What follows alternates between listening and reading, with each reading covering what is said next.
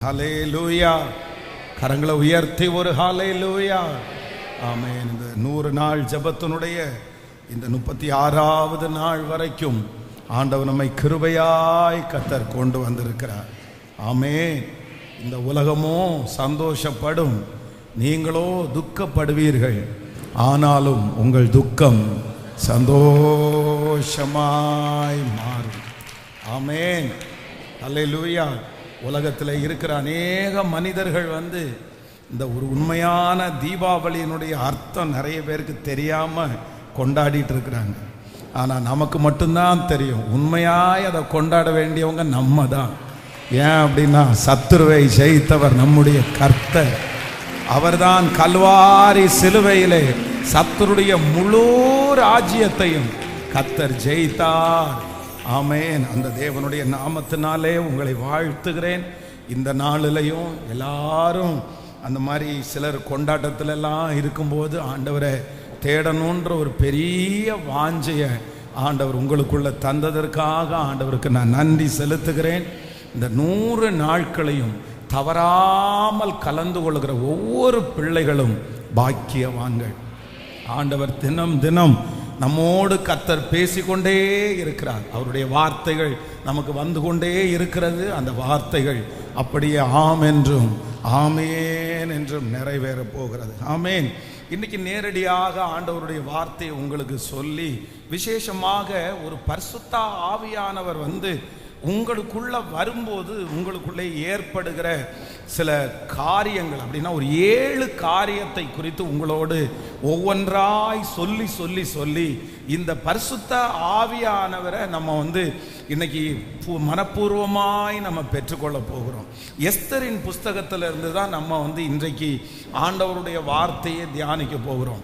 இந்த எஸ்தரின் புஸ்தகத்திலே 3 பேர் ரொம்ப முக்கியமானவர்களாக இருக்கிறார்கள். ஒன்று எஸ்தர், இன்னொன்று அகாஸ்வேரு ராஜா, இன்னொன்று மொர்தெகாய், இன்னொன்று சொல்ல போனா ஆமான். அப்படின்னா இந்த எஸ்தரின் புஸ்தகத்தில் ஒரு 4 கேரக்டரை நம்ம சொல்ல முடியும். ஒன்று எஸ்தர், இன்னொன்று யார் அப்படின்னு சொன்னா அகாஸ்வேரு, இன்னொன்று யார் அப்படின்னு சொன்னா மொர்தெகாய், இன்னொன்று ஆமான்.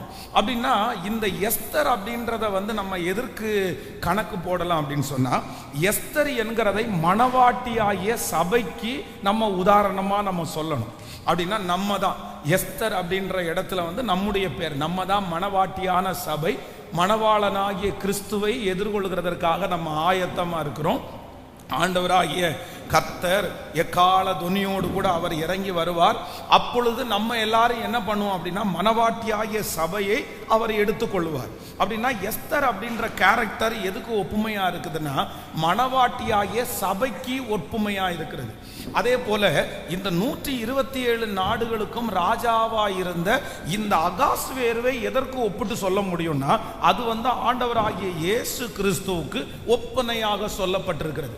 ஏன்னா நம்முடைய தேவனாகிய கர்த்தர் அவர் ராஜாதி ராஜா, அவர் யூத ராஜ சிங்கம்.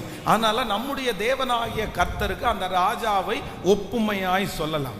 அப்போ இந்த மொர்தெகாய் அப்படின்ற இந்த கேரக்டர் நம்ம எதோட ஒப்பிட முடியும்னா, அதுதான் ஹோலி ஸ்பிரிட், பரிசுத்த ஆவியானவரை இந்த மொர்தெகாயினுடைய கேரக்டரோட நம்ம ஒப்பிடும்போது, இந்த மொர்தெகாய் இந்த எஸ்தரை கிட்டத்தட்ட ஒரு 7 அனுபவத்திற்குள்ள அவர் நடத்துவார்.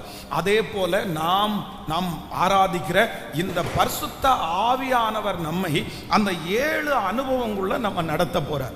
அப்ப அந்த இடத்துல ஆமான் அப்படின்ற ஒரு கேரக்டர் வருது. அந்த கேரக்டர் யார் அப்படின்னா, பிசாசுக்கு ஒப்புமையாய். அப்படின்னா ஆண்டவர் நமக்கு கொடுக்க போகிற ஆசீர்வாதத்தை, உயர்வுகளை சத்துரு எப்படி பறித்து கொள்ளுவான், சத்துரு எப்படி எதிராய் நிற்பான் என்கிறதற்கு இந்த ஆமானுடைய வாழ்க்கை ஒரு ஒப்புமையா இருக்குது. ஆனா ஆண்டவர் அந்த ஆமானை ஜெயிக்க விடல. எந்த தூக்கு மரத்தையும் ஆமான் நட்டுனானோ அதே தூக்கு மரத்திலே அவனே மாட்டுகிற அளவிற்கு கர்த்தர் பெரிய அற்புதங்களை கர்த்தர் செய்தார். அதனால இன்றைக்கு இந்த 36வது நாளில் ஒரு ஹோலி ஸ்பிரிட் அப்படின்னா பரிசுத்த ஆவியானவர் ஒரு தேவனுடைய பிள்ளையினிடத்திலே வரும்போது அவர்களை ஒரு 7 அனுபவங்களுக்குள்ள நடத்த போகிறார்.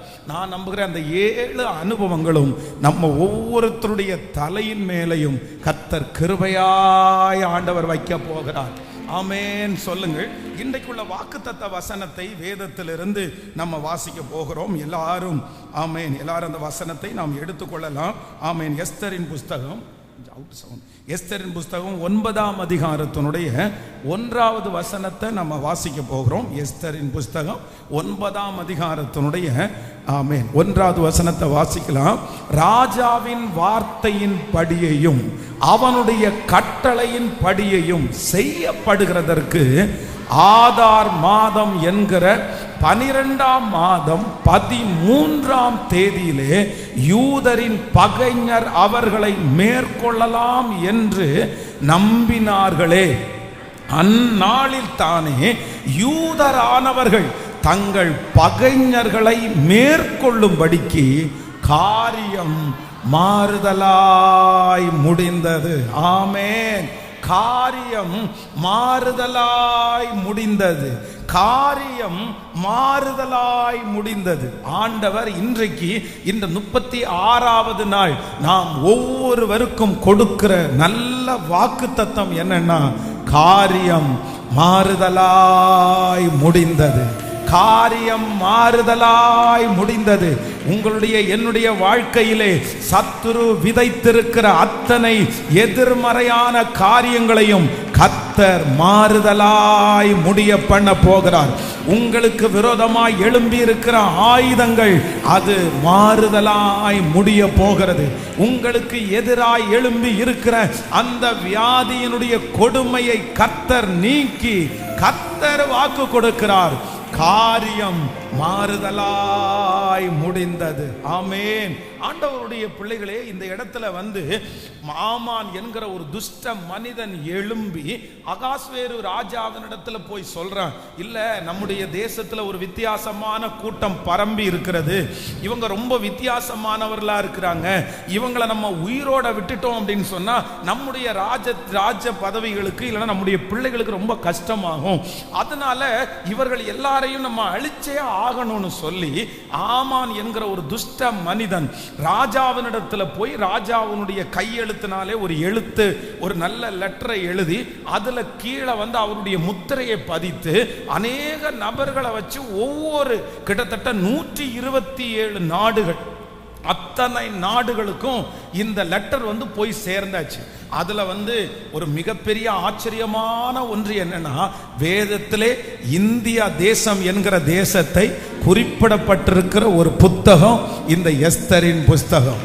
ஆமென். நம்முடைய நாட்டையும் சேர்த்து இந்து தேசம் முதல் எத்தியோப்பியா தேசம் வரைக்கும். அப்போ ஆண்டவருடைய பிள்ளைகளே, இந்த இடத்துல அந்த லெட்டர் எல்லா இடங்களிலும் இப்ப போய் சேர்ந்தாச்சு. டேட் ஃபிக்ஸ் பண்ணி இந்த நாளில் நம்முடைய ஜனங்கள் எல்லாரும் யூத ஜனங்களை வெட்டி நீங்க கொன்றுங்க, யாரையும் நீங்க எதுவுமே பார்க்க வேண்டாம், பிள்ளைகளை நீங்க கொன்றுங்க, அவருடைய உடைமைகளை எல்லாம் கைப்பற்றுங்கன்னு சொல்லி ராஜாவுடைய அரண்மனையிலிருந்து ஒரு கடிதம் எல்லா இடத்துலையும் இப்ப கடந்து போயிருச்சு. அப்ப யூதர்கள் எல்லாம் இந்த லெட்டரை பார்த்த உடனே எல்லாருமே கலங்குறாங்க. நம்ம எங்க போறது, எங்க ஓடுறது, இந்த ஊரை விட்டு தப்பிச்சு போடலாமா, நம்முடைய பிள்ளைகளை எல்லாம் கொல்ல போறாங்க, அந்த எதிரியானவர்கள் எல்லாம் ஆயத்தமா இருக்கிறார்கள். ஆனால் அந்த கடிதம் போய் சேர்ந்த சில நாட்களுக்குள்ளே வேதம் சொல்லுகிறது, அத்தனை பேருடைய கைகளிலேயும் இன்னொரு கடிதம் கடந்து போகிறது. அப்படி அல்ல, அவர்களை யார் எதிர்க்கிறார்களோ அவர்கள் வெட்டுப்படுகிறது போல காரியம் மாறுதலாய் முடிந்தது. நான் நம்புகிறேன் இந்த சத்தத்தை கேட்கிற யாரோ ஒருத்தருடைய இருதயம் பயப்பட்டு கொண்டிருக்கலாம். இப்படி நடந்து விடுமோ, இப்படி நடந்து விடுமோ, இப்படி நடக்கிறது போல எல்லா சூழ்நிலையும் எனக்கு வந்துருச்சு, இப்படிதான் இது நடக்க போகுது, இந்த காரியம் இப்படிதான் முடிய போகுது.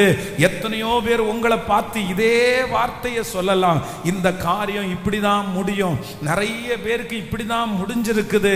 அந்த லெட்டரை பார்த்து நீங்கள் கலங்கி போய் வந்திருக்கலாம், அந்த ரிசல்ட்டை பார்த்து நீங்கள் கலங்கி போய் இருக்கலாம்.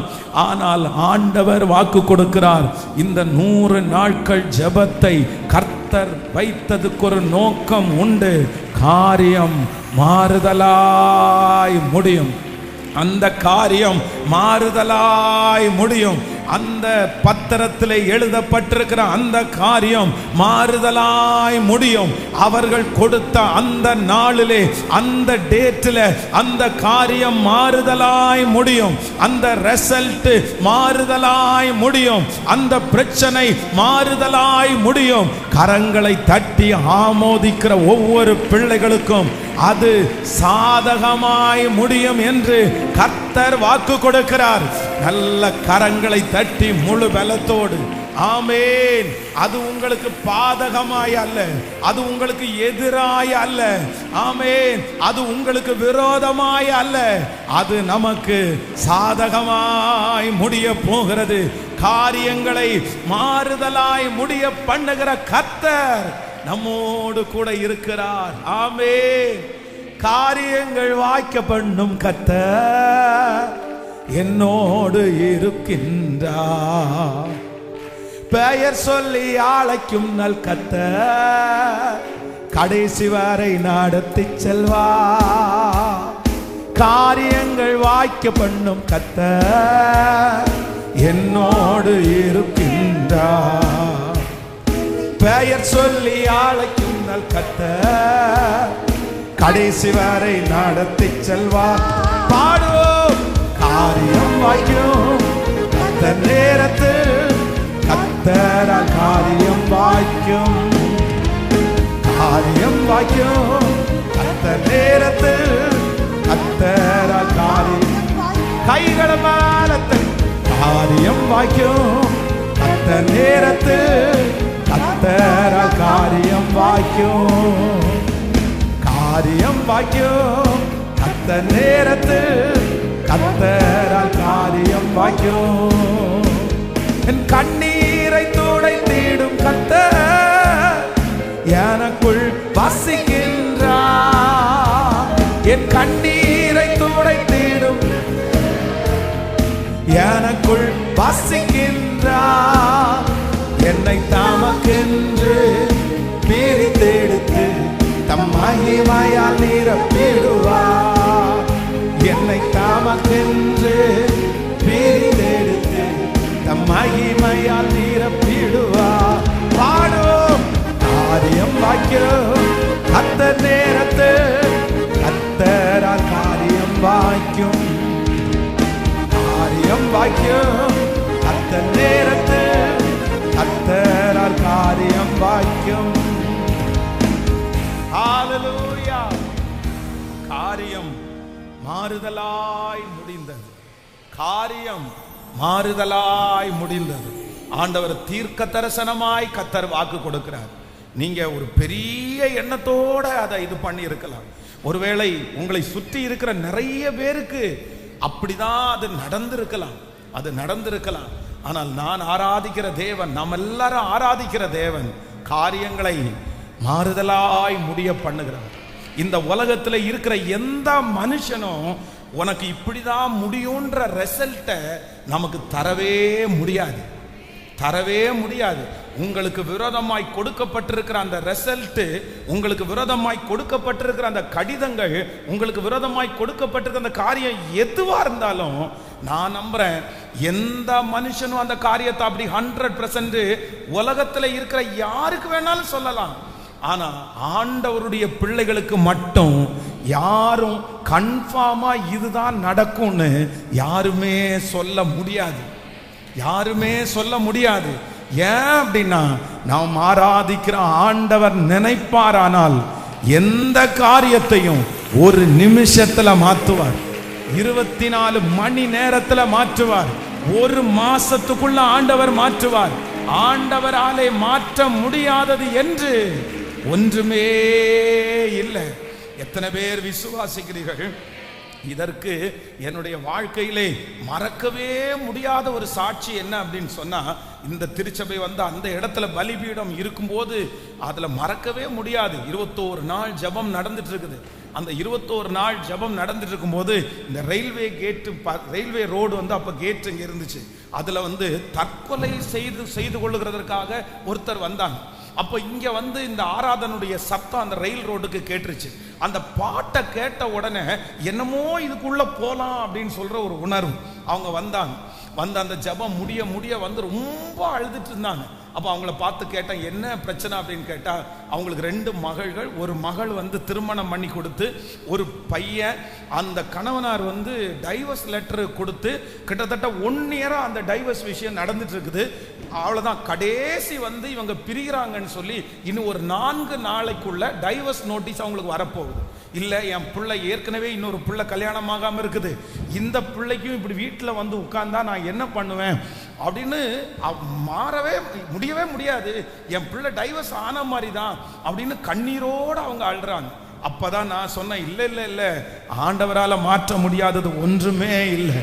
கர்த்தர் நினைச்சார்னா உங்க பிள்ளைய வந்து ஒன்னு சேர்க்கிறதுக்கு முடியும்னு சொன்ன அந்த அம்மா சொன்னாங்க, பாஸ்டர் யாரு நினைச்சாலும் முடியாது, ஆண்டவரே நினைச்சா முடியாதுன்னு ஒரு ஊழியக்காரர் தீர்க்க தரிசனமே சொல்லிட்டாரு, முடியவே முடியாது. நான் சொன்னேன், யாரும் முடியாதுன்னா தேவனால் கூடாத காரியம் ஒன்றும் இல்லை. பாருங்க, அந்த 4 டேஸுக்குள்ள அந்த டைவர்ஸ் ஆகிறதுக்கு 4 நாள் இருக்குது. அந்த 2 நாள்ல ஆண்டவர் செஞ்ச அற்புதம். அடுத்த நாட்களிலே இந்த பொண்ணோட அப்பா வந்து இந்த சிவானந்த காலனி பக்கத்துல இருக்கிற இடத்துல வண்டியில போயிட்டு இருக்கும்போது ஒரு ஆக்சிடென்ட் ஆகி கீழே விழுறாரு. அவர் அன்கான்சியஸ் ஆயிட்டாரு. அவருடைய போனை எடுத்து ரோட்ல போற ஒருத்தர் வந்து ஒரு கால் பண்றாரு. அந்த நம்பர் கரெக்டா தன்னுடைய மருமகனுக்கு போகுது. அந்த மருமகன் தெரியாம போனை எடுக்கிறாரு. அந்த மருமகன் இடத்துல, சார் இந்த மாதிரி யாரோ ஒருத்தர் நடு ரோட்ல விழுந்து கிடக்குறாங்க, இவங்களை பக்கத்துல இந்த கொங்குநாடு ஹாஸ்பிட்டல் அட்மிட் பண்றோம், நீங்க அவங்களுக்கு சொல்லிருங்கன்னு சொல்றாங்க. இவர் தேடி பார்த்தா மாமனாருடைய நம்பர். இதுவரைக்கும் கிட்டத்தட்ட 1 இயரா தன்னுடைய மனைவியின் இடத்துல பேசாதவர் அவளுக்கு போன் பண்றாரு. போன் பண்ணும்போது இவங்களுக்கு ஆச்சரியமா இருக்கு, அவருடைய போன்ல இருந்து வருது. அவர் சொல்றாரு, இந்த மாதிரி உங்க அப்பா இடையில ஆக்சிடென்ட் ஆச்சாமா, இந்த மாதிரி ஹாஸ்பிட்டல் அட்மிட் பண்ணிருக்காங்க, நீங்க போய் பாருங்கன்னு சொல்லிட்டு கட் பண்ணிடுறாரு. கட் பண்ணிட்டு இவங்க 2 பேரும் அம்மாவும் பிள்ளையும் கிளம்பி ஹாஸ்பிட்டலுக்கு போறாங்க, கொங்குநாடு ஹாஸ்பிட்டலுக்கு. இது நடந்த சம்பவம் என் கண்ணுக்கு முன்னாடி. 2 பேரும் கிளம்பி ஹாஸ்பிட்டலுக்கு போறாங்க. இந்த பையனுடைய அம்மா அப்பா சொந்த முறை பொண்ணு முறை பையன் அப்படின்னா இங்க படுத்து கிடக்கிற ஐயாவுடைய தங்கச்சி தான் அவங்க. இவங்க என்ன சொல்றாங்கன்னா, என்னதான் இருந்தாலும் என் ரத்த சம்பந்தமான உறவு, நான் போய் பார்க்கலன்னா நல்லா இருக்குது, இவ்வளவு கேள்விப்பட்டதுக்கு அப்புறம் எப்படி போகாம இருக்கிறது அப்படின்னு சொல்லிட்டு அவங்க அம்மா அப்பா 2 பேரும் கிளம்பி ஹாஸ்பிட்டலுக்கு வரும்போது வண்டி ஓட்டுறதுக்கு ஆள் இல்லை. உடனே தன்னுடைய பையனை பார்த்து சொல்றாங்க, ஒன்றும் இல்லப்பா, எங்களை கொண்டு வந்தா அந்த ஹாஸ்பிட்டல் வாசல்ல மட்டும் நீ இறக்கி விட்டுட்டு போயிருப்பா அப்படின்னு சொன்ன உடனே இந்த பையன் கார் ஓட்டிட்டு வரான். ஹாஸ்பிட்டல் வாசல்ல கொண்டு வந்து அவங்கள நிப்பாட்டின உடனே அந்த அப்பா சொல்றாரு, ஏப்பா அவ்வளவு தூரத்துல இருந்து ஹாஸ்பிட்டல் வாசல் வரைக்கும் வந்துட்டேல்லப்பா, அந்த மனுஷன் செத்துக்கிட்டு போயிட்டாரு அப்படின்னு சொன்னா நல்லா இருக்காதுப்பா, ஒரு எட்டு உள்ள வந்து பார்த்துட்டு மட்டும் போயேன் அப்படின்னு சொன்ன உடனே அப்பா அவனுடைய பேச்சை தட்டாம அந்த பையன் ஹாஸ்பிட்டலுக்குள்ள ஐசியூல வர்றான். இந்த பையன் அம்மா அப்பா ஐசியூக்குள்ள வர்றாங்க. அந்த அப்பா ஐசியூல இருக்கிறாரு, அந்த பொண்ணு அவங்க அம்மா இருக்கிறாங்க. இவங்க 2 பேரும் ஒரு வருடம் தாண்டி கணவன் மனைவி 2 பேரும் ஒன்னா பாக்குறாங்க. பார்த்த உடனே என்னன்னே தெரியல, இந்த பொண்ணு அழுது அவருக்கு ஒரு இரக்கம் வந்துருச்சு. அவ்வளவுதான், அந்த ஹாஸ்பிட்டல்லையே 2 பேரும் கை கோர்த்து நம்ம இனி ஏன் பிரியணும்னு நினைச்சு அந்த டைவர்ஸ் நோட்டீஸை கிழிச்சு போட்டுட்டு 2 பேரும் ஒன்றாகி இன்றைக்கு அவங்க ஈரோடுல 2 பேரும் ஃபேமிலியா இருக்கிறாங்க. ஒரு குழந்தைக்கு ஆண்டவர் இன்னைக்கு 2 குழந்தை கொடுத்து அந்த ஃபேமிலியை கர்த்தர் சந்தோஷமா வச்சிருக்கிறாரு. நான் நம்புறேன், இந்த சத்தத்தை கேட்கிற அன்பு ஆண்டவருடைய பிள்ளைகளே, கர்த்தர் வாக்கு கொடுக்கிறார், உன் காரியங்களை மாறுதலாய் நான் முடிய பண்ணுவேன். அவர்கள் சொன்ன சாபத்தை ஆண்டவர் மாறுதலாய் முடிய பண்ணுவார். உங்களுக்கு விரோதமாய் எழும்பி இருக்கிற அந்த மனிதனை கர்த்தர் மாறுதலாய் முடிய பண்ணுவார். என் தேவனாகிய கர்த்தர் காரியங்களை மாறுதலாய் முடிய பண்ணுகிறவர். ஹல்லேலூயா. தானியேலை குறித்து வேதத்துல வாசிக்கும் போது ரொம்ப அழகாய் ஆண்டவர் ரொம்ப அழகா ஒரு வாக்குத்தத்தத்தை கர்த்தர் தராரு. தானியேலை இந்த நாளிலே சிங்கக்கபியில போடணும்னு சொல்லி ஆமென் ஒரு கட்டளை புறப்படுகிறது. அது ராஜாவுக்கு அப்ப தெரியல, கொஞ்ச நாள் தாண்டி தான் தெரியுது.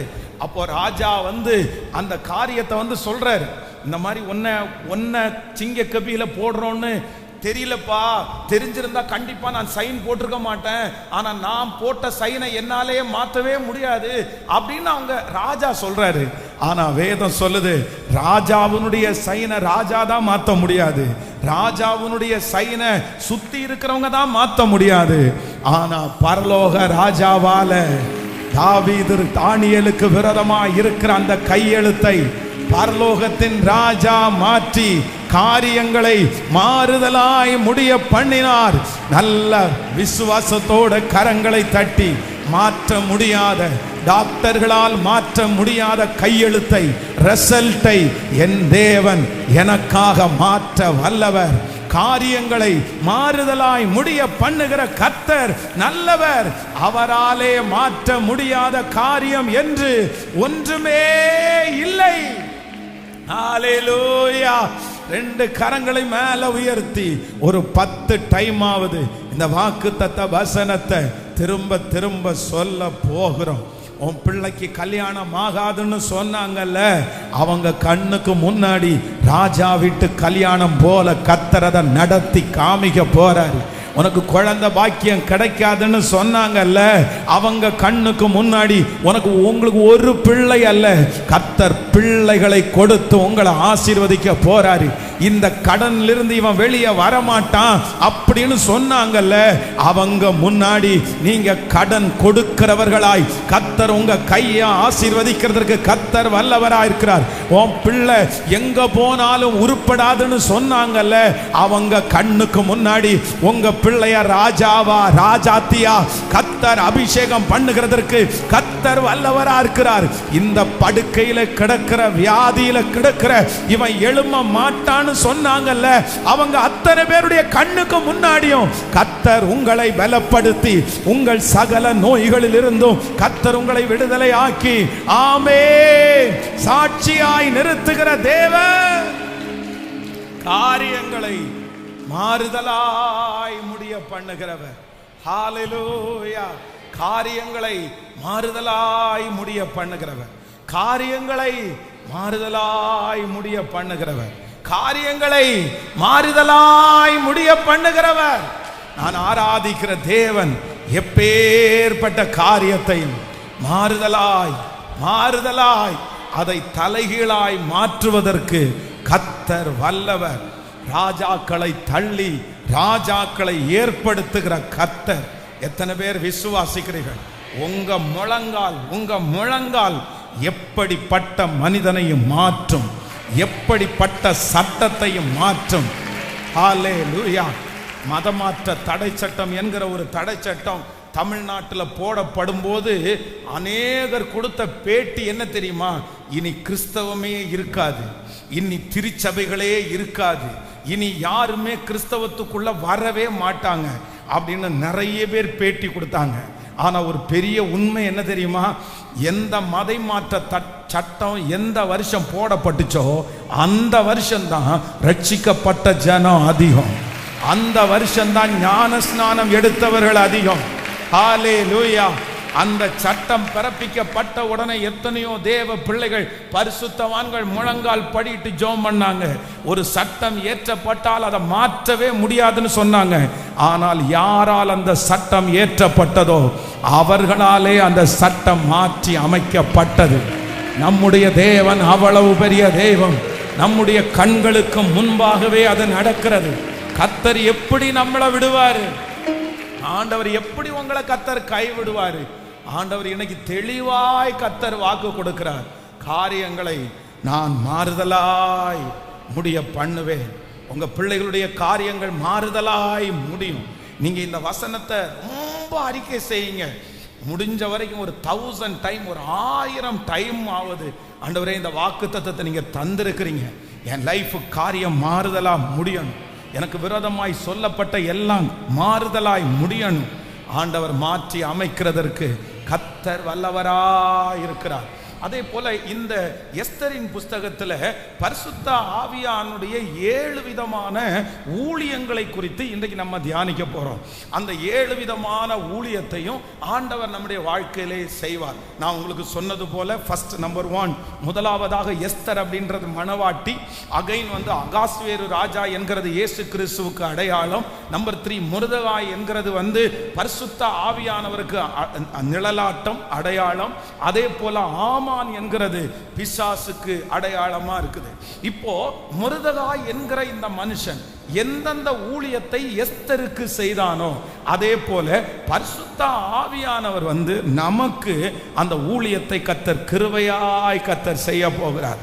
நம்பர் 1, முதலாவதாக எடுத்து வாசிக்கலாம். ஃபர்ஸ்ட் ஒரு வசனத்தை வாசிக்கலாம். நம்ம எஸ்தரின் புஸ்தகத்தினுடைய 2ஆம் அதிகாரத்தினுடைய 7வது வசனத்தை வாசிக்கலாமா? 2ஆம் அதிகாரத்தினுடைய 7வது வசனத்தை சேர்ந்து வாசிக்கலாம்.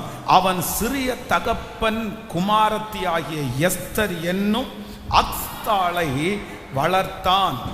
அவளுக்கு தாய் தகப்பன் இல்லை. அந்த பெண் ரூபவதியும் சௌந்தரியமும் உள்ளவளுமாய் இருந்தாள். அவன் தகப்பனும் அவள் தாயும் மரணம் அடையும் போது ஆமென் அவருடைய தகப்பனும் தாயும் மரணம் அடையும் போது மருதகாய் அவளை தன் குமாரத்தியாக எடுத்து கொண்டான். ஆமென். ஆண்டவருடைய பிள்ளைகளே, கைகளை உயர்த்தி ஒரு ஹல்லேலூயா சொல்லலாம். சத்தமா ஒரு ஹல்லேலூயா சொல்லலாம். நீங்க அதை அப்படியே வச்சிருங்க, இப்போ டிஸ்டர்ப் பண்ணாதீங்க, அப்படியே வச்சிருங்க. ஆமென். கைகளை அசைத்து ஒரு ஹல்லேலூயா. இந்த இடத்துல ரொம்ப அழகாய் ஒரு வசனம் ரொம்ப அழகா சொல்லப்பட்டிருக்கிறது. வேதம் சொல்லுது, இந்த அப்படின்னா எஸ்தர் என்கிற அக்ஸ்தாள் அப்படின்னா இந்த பொண்ணு அவள் தன்னுடைய தகப்பனையும் தாயையும் இழந்த ஒரு அனாதையை போல் இருந்தார். இன்னொரு விஷயம் கூட அந்த வசனத்தை வாசிக்கலாம். 7வது 8வது வசனத்தை வாசிக்கலாம். ஆமென். அவன் சிறிய தகப்பன் குமாரத்தி ஆகிய எஸ்தர் என்னும் அக்சாளை வளர்த்தான். அவளுக்கு தாய் தகப்பன் இல்லை. அந்த பெண் ரூபவதியும் சௌந்தரியம் உடையவளுமாய் இருந்தாள். அவள் தகப்பனும் அவள் தாயும் மரணம் அடைந்த போது மருதகாய் அவளை தன் குமாரத்தியாய் எடுத்து கொண்டான். ஆமென்.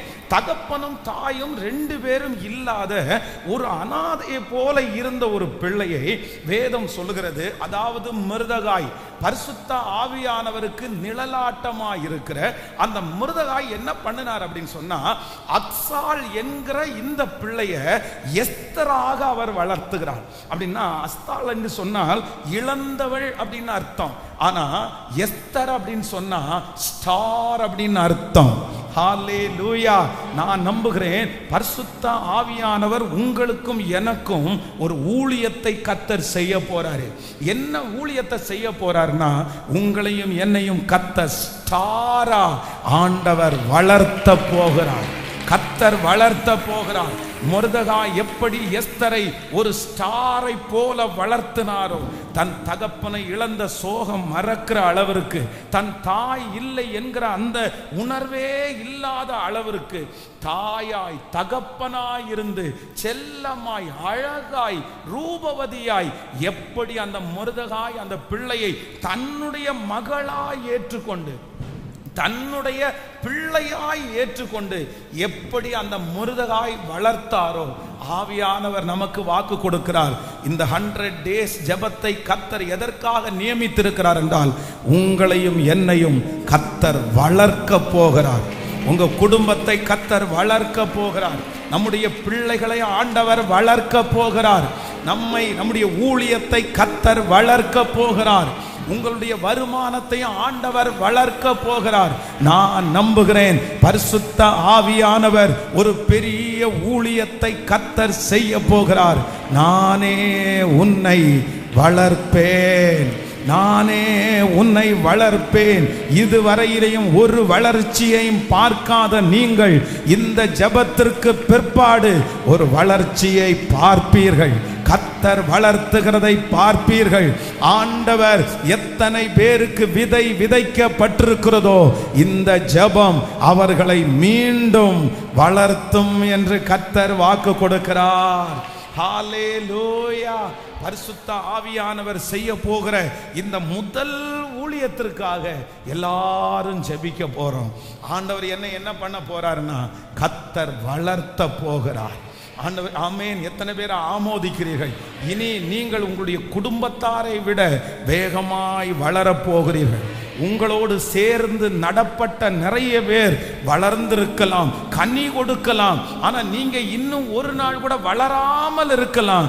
ஆனா கர்த்தர் வாக்கு கொடுக்கிறார், பரிசுத்த ஆவியானவர் ஒரு ஊழியத்தை கையில எடுக்க போறாரு. உங்களை ஆண்டவர் ஸ்டாரா கர்த்தர் வளர்த்த போகிறார்.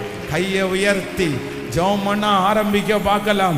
பரிசுத்த ஆவியானவரே சொல்லுங்க முழு பலத்தோடு, முழு பலத்தோடு, நன்றி நன்றி நன்றி நன்றி ஆண்டவர் உங்களை வளர்த்துவேன் என்று கர்த்தர் வாக்கு கொடுக்கிறார். கர்த்தர் எல்லாரையும் வளர்த்த போகிறார். சத்தத்தை உயர்த்தி நீங்க ஜெபம் பண்ணுங்க. பரிசுத்த ஆவியானவரே இந்த ஊழியத்தை இப்பொழுது செய்யும்படியாய் என்னை நான் ஒப்பு கொடுக்கிறேன், என்னை ஒப்பு கொடுக்கிறேன் முழு பலத்தோடு. நன்றியப்பா, நன்றியப்பா, என்னை வளர்த்துவதற்கு ஒப்பு கொடுக்கிறேன். கர்த்தர் மறைவாய் வளர்க்கிறவர், மறைவாய் வளர்க்கிறவர். ஆமென். ஜெபிக்க ஜெபிக்க அந்த மகிமை நீங்க ஒப்பு கொடுங்க. அந்த எஸ்தரை போல ஒப்பு கொடுங்க. பரிசுத்த ஆவியானவர் கர்த்தர் வளர்த்த போகிறார். ஆண்டவரே நம்முடைய குடும்பத்தை வளர்த்த போகிறார். ஆமென், ஆமென். ஹல்லேலூயா, ஹல்லேலூயா, ஹல்லேலூயா, ஹல்லேலூயா. ஆமென். ஒரு பெரிய நோக்கத்திற்காக ஒரு மிகப்பெரிய ஆளுகையை எஸ்தருடைய கையிலே கொடுக்கும்படியாக இந்த மொர்தெகாய் என்ன பண்றாருன்னா தன்னுடைய சொந்த குமாரத்தியாக எடுத்து இந்த அக்ஸ்தாளை எஸ்தராக அவர் கிருபையாய் வளர்க்கிறார். ஆமென். அந்த ஊழியத்தை ஆண்டவர் செய்ய போறாரு. நீங்க இந்த பகுதியை இந்த பாயிண்ட்ஸ் இந்த 7ஐயும் நீங்க எழுதி வச்சு நீங்க ஜெபம் பண்ணணும். ஒவ்வொருத்தரும் நான் இன்னைக்கு சொல்ல போகிற ஒரு தலைப்பு உங்களுக்கு தெரிஞ்சிருக்கும். பரிசுத்த ஆவியானவர் நமக்கு செய்ய போகிற ஊழியத்தை தான் இன்னைக்கு நம்ம தியானிக்கிறோம். நம்பர் 1, முதலாவதாக ஆண்டவர் நம்மளை என்ன பண்றாருன்னா கர்த்தர் வளர்த்துகிறார். இனி நீங்கள் என்ன செய்ய போகிறீர்கள் என்றால் நீங்கள் வளரப் போகிறீர்கள், வளரப் போகிறீர்கள். இதுவரைக்கும் வளர்ந்த வளர்ச்சி அல்ல, இது சாதாரணம். ஆனா பரிசுத்த ஆவியானவர் வளர்த்துகிறார் என்றால் ஆளுகைக்கு கொண்டு போகும்படியாய் வளர்த்துகிறார். ஆமென். அம்மா அப்பா இருந்தா அந்த எஸ்தரை எப்படி வளர்த்துவார்களோ அதை விட 100 மடங்கு அதிகமாய் மொர்தெகாயை வளர்த்தார். தன்னுடைய பிள்ளையை போல நினைத்து வளர்த்தார். நான் நம்புறேன் அம்மா அப்பா உங்களை வளர்த்த முடியாத ஒரு சூழ்நிலையிலே தள்ளப்பட்டிருக்கலாம். எஸ்தருடைய வாழ்க்கையில எப்படி அம்மா அப்பா 2 பேரும் வளர்த்த முடியலையோ அதே போல இந்த சத்தத்தை கேட்கிற யாரோ ஒருத்தர் எங்க அம்மாவால என்ன வளர்த்த முடியல, எங்க அப்பாவால வளர்த்த முடியல, ஒரு ஏஜ் வரைக்கும் தான் என்ன அவங்க வளர்த்துனாங்க, அதற்கு பிறகு எனக்கு ஒன்னும் செய்ய முடியல. ஆனா கர்த்தர் வாக்கு கொடுக்கிறார், பரிசுத்த ஆவியானவர் உங்களை கைகளிலே கர்த்தர் எடுப்பாராக. ஆண்டவர் உங்க கையில எடுப்பாராக.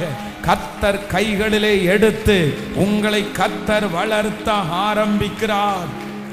ஆமென். உங்களுக்குள்ளே ஒரு பெரிய அடையாளத்தை கர்த்தர் வைத்திருக்கிறார். உங்களுக்குள்ள ஒரு பெரிய அடையாளம் உண்டு. நீங்க ஒரு ஸ்பெஷல் விசேஷமானவர்கள். இந்த மொர்தெகாய் ஏன் அப்படி வளர்த்தினார்னா இந்த மகளுக்குள்ள ஒரு விசேஷம் இருக்கிறது அவர் கண்டுபிடிச்சாரு.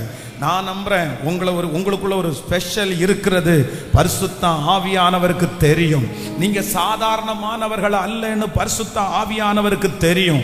உங்களை கொண்டு ஒரு பெரிய நோக்கத்தை வச்சிருக்கிறார் என்று பரிசுத்த ஆவியானவருக்கு தெரியும். உங்களுக்கு ஒரு பெரிய விஷன் இருக்குது அப்படின்னு பரிசுத்த ஆவியானவருக்கு தெரியும். நீங்க ஒரு குக்கிராமத்திலே இருக்க வேண்டியவர்கள் அல்ல, நீங்க இந்த இடத்திலே இருக்க வேண்டியவர்கள் அல்ல, நீங்க ராஜ அரண்மனைக்கு போக வேண்டியவர்கள் என்று பரிசுத்த ஆவியானவருக்கு தெரியும். அதனாலே நீங்கள் பல மனிதர்களையும் பல ராஜாக்களையும் சந்திக்க வேண்டியது இருக்கிறதுனாலே பரிசுத்த ஆவியானவர் உங்களை கரங்களிலே எடுத்து அவர் வளர்த்துகிறார், அவர் வளர்த்துகிறார், அவர் வளர்த்துகிறார், அவர் வளர்த்துகிறார். கைகளை ஒரு விசை கூட உயர்த்தி பரிசுத்த ஆவியானவரே என்னையும் என் பிள்ளைகளையும் சொல்லுங்க சொல்லுங்க வளர்த்துவீராக. பாஸ்டர் சொல்லுகிற இந்த வார்த்தை என் தலை மேல அப்படியே நடக்கணும்னு சொல்லி ஜெபம் பண்ணுங்க. நீங்க ஜெபம் பண்ணுங்க, கர்த்தர் அதை கேட்கிறார். ஆமென், ஆமென், ஆமென். ஹல்லேலூயா, ஹல்லேலூயா, ஆமென். மறைவாய் வளர்க்கிறதை ஆண்டவர் பார்க்கிறார், மறைவாய் வளர்க்கிறார். ஆமென். என் வழியை நான் கர்த்தருக்கு ஒப்புவிப்பேன், என் காரியங்களை அவரே வாய்க்க பண்ணுவார். ஆமென், ஹல்லேலூயா. உன் வழியை கர்த்தருக்கு கொடுத்து விடு, அவரையே நம்பீரே. உன் வழியை கர்த்தருக்கு கொடுத்து விடு, அவரையே நம்பீரே. காரியங்கள் வாய்க்க செய்வார், என் சார்பில் செயலாற்றுவார். காரியங்கள் வாய்க்க செய்வார், என் சார்பில் செயலாற்றுவார். காத்தீரு பொறுத்தீரு கர்த்தரையே நம்பி காரியங்கள் வாய்க்க செய்வார். காத்தீரு பொறுத்தீரு கர்த்தரையே நம்பி காரியங்கள் வாய்க்க செய்வார். என் சார்பில் செயலாற்றுவார், இயேசு என் சார்பில் செயலாற்றுவார். கைகளை தட்டி காத்தீரு பொறுத்தீரு கர்த்தரையே நம்பி காரியங்கள் வாய்க்க செய்வார். ஆடும் காத்தீரு பொறுத்தீரு கர்த்தரையே நம்பி காரியங்கள் வாய்க்க செய்வார். என் சார்பில் செயலாற்றுவார், இயேசு என் சார்பில் செயலாற்றுவார். தீயவன் செயல் குறித்து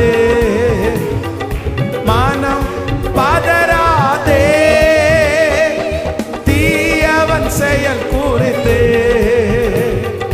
மனம் பதறாதே. புல்லை போல் உலர்ந்து பூவை போல் உதிர்ந்து இல்லாமல் போய்விடும். புல்லை போல் உலர்ந்து பூவை போல் உதிர்ந்து இல்லாமல் போய்விடும். பாடும் காத்தீரு பொறுத்தீரு கர்த்தரையே நம்பி காரியங்கள் வாய்க்க செய்வார். பாடும் கர்த்தரையே நம்பி காரியங்கள் வாய்க்க செய்வார். என் சார்பில் செயலாற்றுவார், இயேசு என் சார்பில் செயலாற்றுவார். நீதிமான் அனைவருக்கும் வெற்றி உண்டு வெகு விரைவில். பாடும் நீதிமான் அனைவருக்கும் வெற்றி உண்டு வெகு விரைவில். துணை நின்று கர்த்தரோ நடத்தி செல்வார், துரிதமாய் ஜெயம் தருவார். துணை நின்று கர்த்தரோ நடத்தி செல்வார், துரிதமாய் ஜெயம். கைகளை மேல தட்டி காத்தீரு பொறுத்தி கர்த்தரையே நம்பி காரியங்கள் வாய்க்க செய்வார். காத்தீரு பொறுத்தீரு காரியங்கள் வாய்க்க செய்வார். என் சார்பில் செயலாற்றுவார், இயேசு என் சார்பில் செயலாற்றுவார். திரும்ப திரும்ப சொல்லும் காத்தீரு பொறுத்தீரு கர்த்தரையே ரம் தலம் கரம் ரிபதலரத்தலரே. கிருப கிருப கிருப. அக்கினி அக்கினி இறங்கட்டும் இறங்கட்டும். என் சார்பில் செயலாற்றுவார், இயேசு என் சார்பில் செயலாற்றுவார். ஹalleluya, ஹalleluya, ஆமென். பரிசுத்த ஆவியானவர் முதல் நமக்குள்ளே செய்கிற ஃபர்ஸ்ட் ஊழியம் என்ன அப்படின்னு சொன்னா, ஆமென், தன்னுடைய தகப்பனாரும் தாயாரும் இறந்த ஒரு பிள்ளையை எடுத்து, அக்சால் என்கிற ஒரு பெண்ணை எடுத்து எஸ்தராக அவர் ஸ்டாரா அவர் வளர்த்துகிறார். நம்ம கேட்க வேண்டியது ஒண்ணு, அப்படிதான். பரிசுத்த ஆவியானவரே, பரிசுத்த ஆவியானவரே எனக்குள்ள வந்து என்ன பண்ணுங்க அப்படின்னு சொன்னா வளர்த்துங்க. அது வளர்த்தும் போது சாதாரணமான நோக்கத்திற்காக வளர்த்தல, வளர்த்தும் போதே அவர் எப்படி வளர்த்துறாரு அப்படின்னு சொன்னா, இது ஏன் என்னுடைய சகோதரனுடைய பிள்ளை தானே அப்படின்னு நினைச்சு வளர்த்தல. இவளை வளர்த்து நம்ம என்ன பண்ண போறோம் அப்படின்னு நினைச்சும் வளர்த்தல. அவரை சொந்த பிள்ளையா எடுத்து ஒரு பெரிய நோக்கத்திற்காக, நீ பெரிய இடத்துல இருக்க போற, உன் மேல ஒரு பெரிய தரிசனம் இருக்குது. இந்த 100 நாட்களும் கத்தறிந்த ஜெபம் எதற்காக வைக்கிறார் அப்படின்னு சொன்னா, நமக்கே தெரியாம ஆண்டவர் நம்மளை வளர்த்துகிறார், வளர்த்துகிறார். இந்த 100 டேஸும் இந்த ஊழியம் நடக்குது அப்படின்னா, இந்த வார்த்தைகள் கடந்து வருது அப்படின்னு சொன்னா, இந்த 36 நாட்களும் ஆண்டவர் நம்மளை என்ன பண்ணியிருக்கிறாருன்னா, வசனத்தை போட்டு போட்டு நம்மளை என்ன பண்ணியிருக்கிறாருன்னா கத்தர் வளர்த்து இருக்கிறார். நம்மளை ஆராதிக்க வச்சு ஆண்டவர் வளர்த்திருக்கிறார். நான் நம்புகிறேன் இதற்கு பிறகு ஆவிக்குரிய வாழ்க்கையில் நீங்க ஒரு வளர்ச்சியை பார்ப்பீங்க. ஆண்டவர் பெரிய நோக்கத்திற்காக உங்களை வளர்த்துகிறார் என்கிறத நீங்க சீக்கிரமாய் புரிந்து கொள்ளுவீர்கள். வாலிப தம்பி, ஒரு பெரிய நோக்கத்திற்காக பரிசுத்த ஆவியானவர் உன்னை வளர்த்துறாரு. வாலிப தங்கச்சி, ஆண்டவர் உன்னை பெரிய நோக்கத்திற்காக ஆண்டவர் உன்னை வளர்த்துறாரு. நீ பரிசுத்த ஆவியானுடைய கைக்குள்ள அடங்கிரு. பரிசுத்த ஆவியானுடைய கையில உன் வாழ்க்கையை ஒப்புக்கொடு. பரிசுத்த ஆவியானவரை முக்கியத்துவப்படுத்து. பரிசுத்த ஆவியானவரே எனக்குள்ள வாங்கன்னு நீ கேளு. நீ அவர்கிட்ட பேசிட்டே இரு. அவர் என்ன பண்ணுவார் அப்படின்னு சொன்னா, சாதாரணமான ஒன்னை எடுத்து ராஜாக்களோட உட்கார வைக்கிற அளவிற்கு அவர் வளர்த்துகிறவர். ஆமென். என் அம்மா அப்பா எனக்கு சோறு கொடுத்து தான் வளர்த்துனாங்க. எங்க அம்மா அப்பா எனக்கு கஞ்சி தண்ணி கொடுத்து வளர்த்துனாங்க. எங்க அம்மா அப்பா எனக்கு ஏதோ சாப்பாடெல்லாம் கொடுத்து வளர்த்துனாங்க. ஆனா ஆவியானவர் என்ன வளர்த்தினாரு பாருங்க. அந்த வளர்ப்பு வேற யாரும் என்ன வளர்த்த முடியாது, முடியாது. நான் நம்புறேன் ஏசப்பா உங்களை ஒரு டோன்ல கத்தர் வளர்த்துவாரு.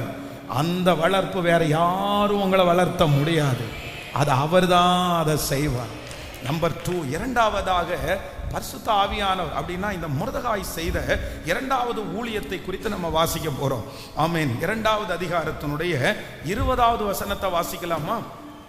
20வது வசனத்தையும். ஆமென். எஸ்தர் மொர்தெகாயை தனக்கு கற்பித்திருந்தபடி தன் பூர்வத்தையும் தன் குலத்தையும் தெரிவிக்காதிருந்தாள். எஸ்தர் மொர்தெகாய் இடத்திலே வளரும்போது அவன் சொற்கேட்டு நடந்தது போல இப்போதும் அவன் சொற்கேட்டு நடந்து வந்தாள். நீங்கள் 10வது வசனத்தை கூட வாசிக்கலாம். 2ஆம் அதிகாரத்தினுடைய 10வது வசனத்தை வாசிக்கலாமா? 10வது வசனத்தை, எஸ்தரோ வென்றால் தன் குலத்தையும் தன் பூர்வத்தரத்தையும் குறித்து அறிவிக்காதிருந்தாள். மொர்தெகாய் அதை தெரிவிக்க வேண்டாம் என்று அவளுக்கு கற்பித்திருந்தான். கவனிங்க ஆண்டவருடைய பிள்ளைகளே, இரண்டாவதாக இப்ப என்ன நடக்குது அப்படின்னு சொன்னா, இந்த எஸ்தர் ராஜாவுடைய இடத்துக்கு போயிட்டாங்க. இப்போ ராஜாவுடைய இடத்துல ஒரு மிகப்பெரிய ப்ராப்ளம் நடந்துட்டு இருக்குது. அப்படின்னா பிசாசு அப்படின்னு சொன்னா, இந்த ஆமான் என்கிற துஷ்ட மனுஷன் போய் என்ன சொல்றான்னா, இந்த மாதிரி ஒரு கிரவுட் இருக்குது, அவங்க யூத குலத்தை சேர்ந்தவங்க, இந்த யூத குலத்தை சேர்ந்தவங்க எல்லாம் இங்க ஆளுகை செஞ்சிட்டு இருக்காங்கன்னு இவர்களை குறித்து ஒரு தப்பான செய்தியை இப்ப அரண்மனையில இந்த பிசாசு பரப்பி விட்டுட்டான். இப்போ இந்த அரண்மனையில இந்த யூதர்கள் எல்லாம் இந்த நாளில் இந்த டேட்ல மரணம் அடையணும்னு ஒரு லெட்டர் போயிருக்குது. எஸ்தரும் எந்த குலத்தை சேர்ந்தவள் சொல்லுங்க? யூத குலத்தை சேர்ந்தவள். அப்போ யூத குலத்தை சேர்ந்த எல்லாருமே சாகணும்னு எழுதப்பட்டிருக்கிற லெட்டர் யாருக்கும் சொந்தம்? இப்போ எஸ்தருக்கும் சொந்தம். அப்போ சாகணும்னா யாரையுமே யாரதான் கொல்லணும்? எஸ்தரையும் கொண்டுதான் ஆகணும், எஸ்தரும் மடிஞ்சுதான் ஆகணும். ஏன்னா லெட்டர் போடப்பட்டுச்சு இல்ல, லெட்டர்ல சைன் போடப்பட்டிருக்குல்ல. இப்போ இந்த இடத்துல என்ன பண்ணணும் அப்படின்னு சொன்னா, தான் யூத குலம் என்கிறத அவங்க வெளியே தெரிவிக்க கூடாது. அப்போ மொர்தெகாய் தன்னுடைய வீட்டில் வளரும் போது எஸ்தரை பார்த்து என்ன சொல்லியிருந்தார் அப்படின்னு சொன்னா, இதை பாரு, நீ எங்க போனாலும் நீ யாரு அப்படின்ற ரகசியத்தை நீ யார்கிட்டையும் என்ன பண்ண வேண்டாம், நீ சொல்லாத அப்படின்னா.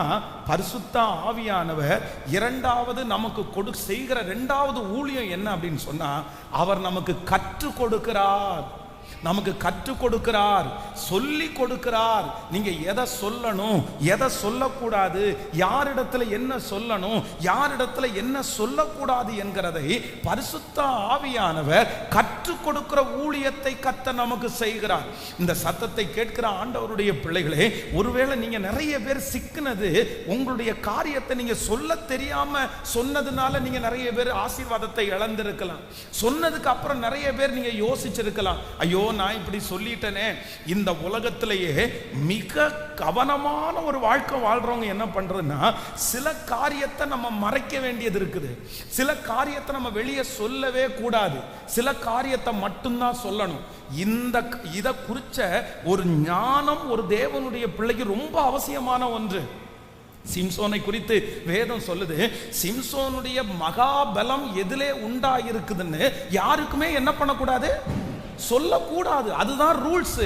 ஆனா என்றைக்கு தன்னுடைய இருதயத்தில் இருக்கிற, இல்லைன்னா தன்னுடைய பலன் எதிலே இருக்கிற என்கிற ரகசியத்தை என்னைக்கு சொன்னானோ அன்னைக்கே அவனுடைய வாழ்க்கையில வந்துச்சு, அவ்வளவுதான், எல்லாத்தையும் இழந்துட்டான். நீங்க எசேக்கியா ராஜாவை வேதத்துல வாசிச்சு பாருங்க.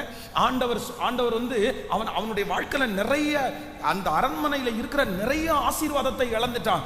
காரணம் என்ன அப்படின்னு சொன்னா, அந்நிய நாட்டு ராஜா தன்னுடைய ராஜ்யத்துக்குள்ள வரும்போது அவருக்கு காமிச்சு கொடுக்க வேண்டாததை எல்லாத்தையும் காமிச்சிட்டான். திறந்து காமிச்சதுனால அந்த ராஜா எல்லாத்தையுமே புடுங்கிட்டு போயிட்டான். அப்போ நம்முடைய வாழ்க்கையிலே தேவையான ஒரு ரொம்ப ஞானம் என்ன அப்படின்னு சொன்னா, சில காரியத்தை நம்ம மறைக்கணும். எல்லா காரியத்தையும் எல்லாரிடத்திலையும் சொல்ல முடியாது.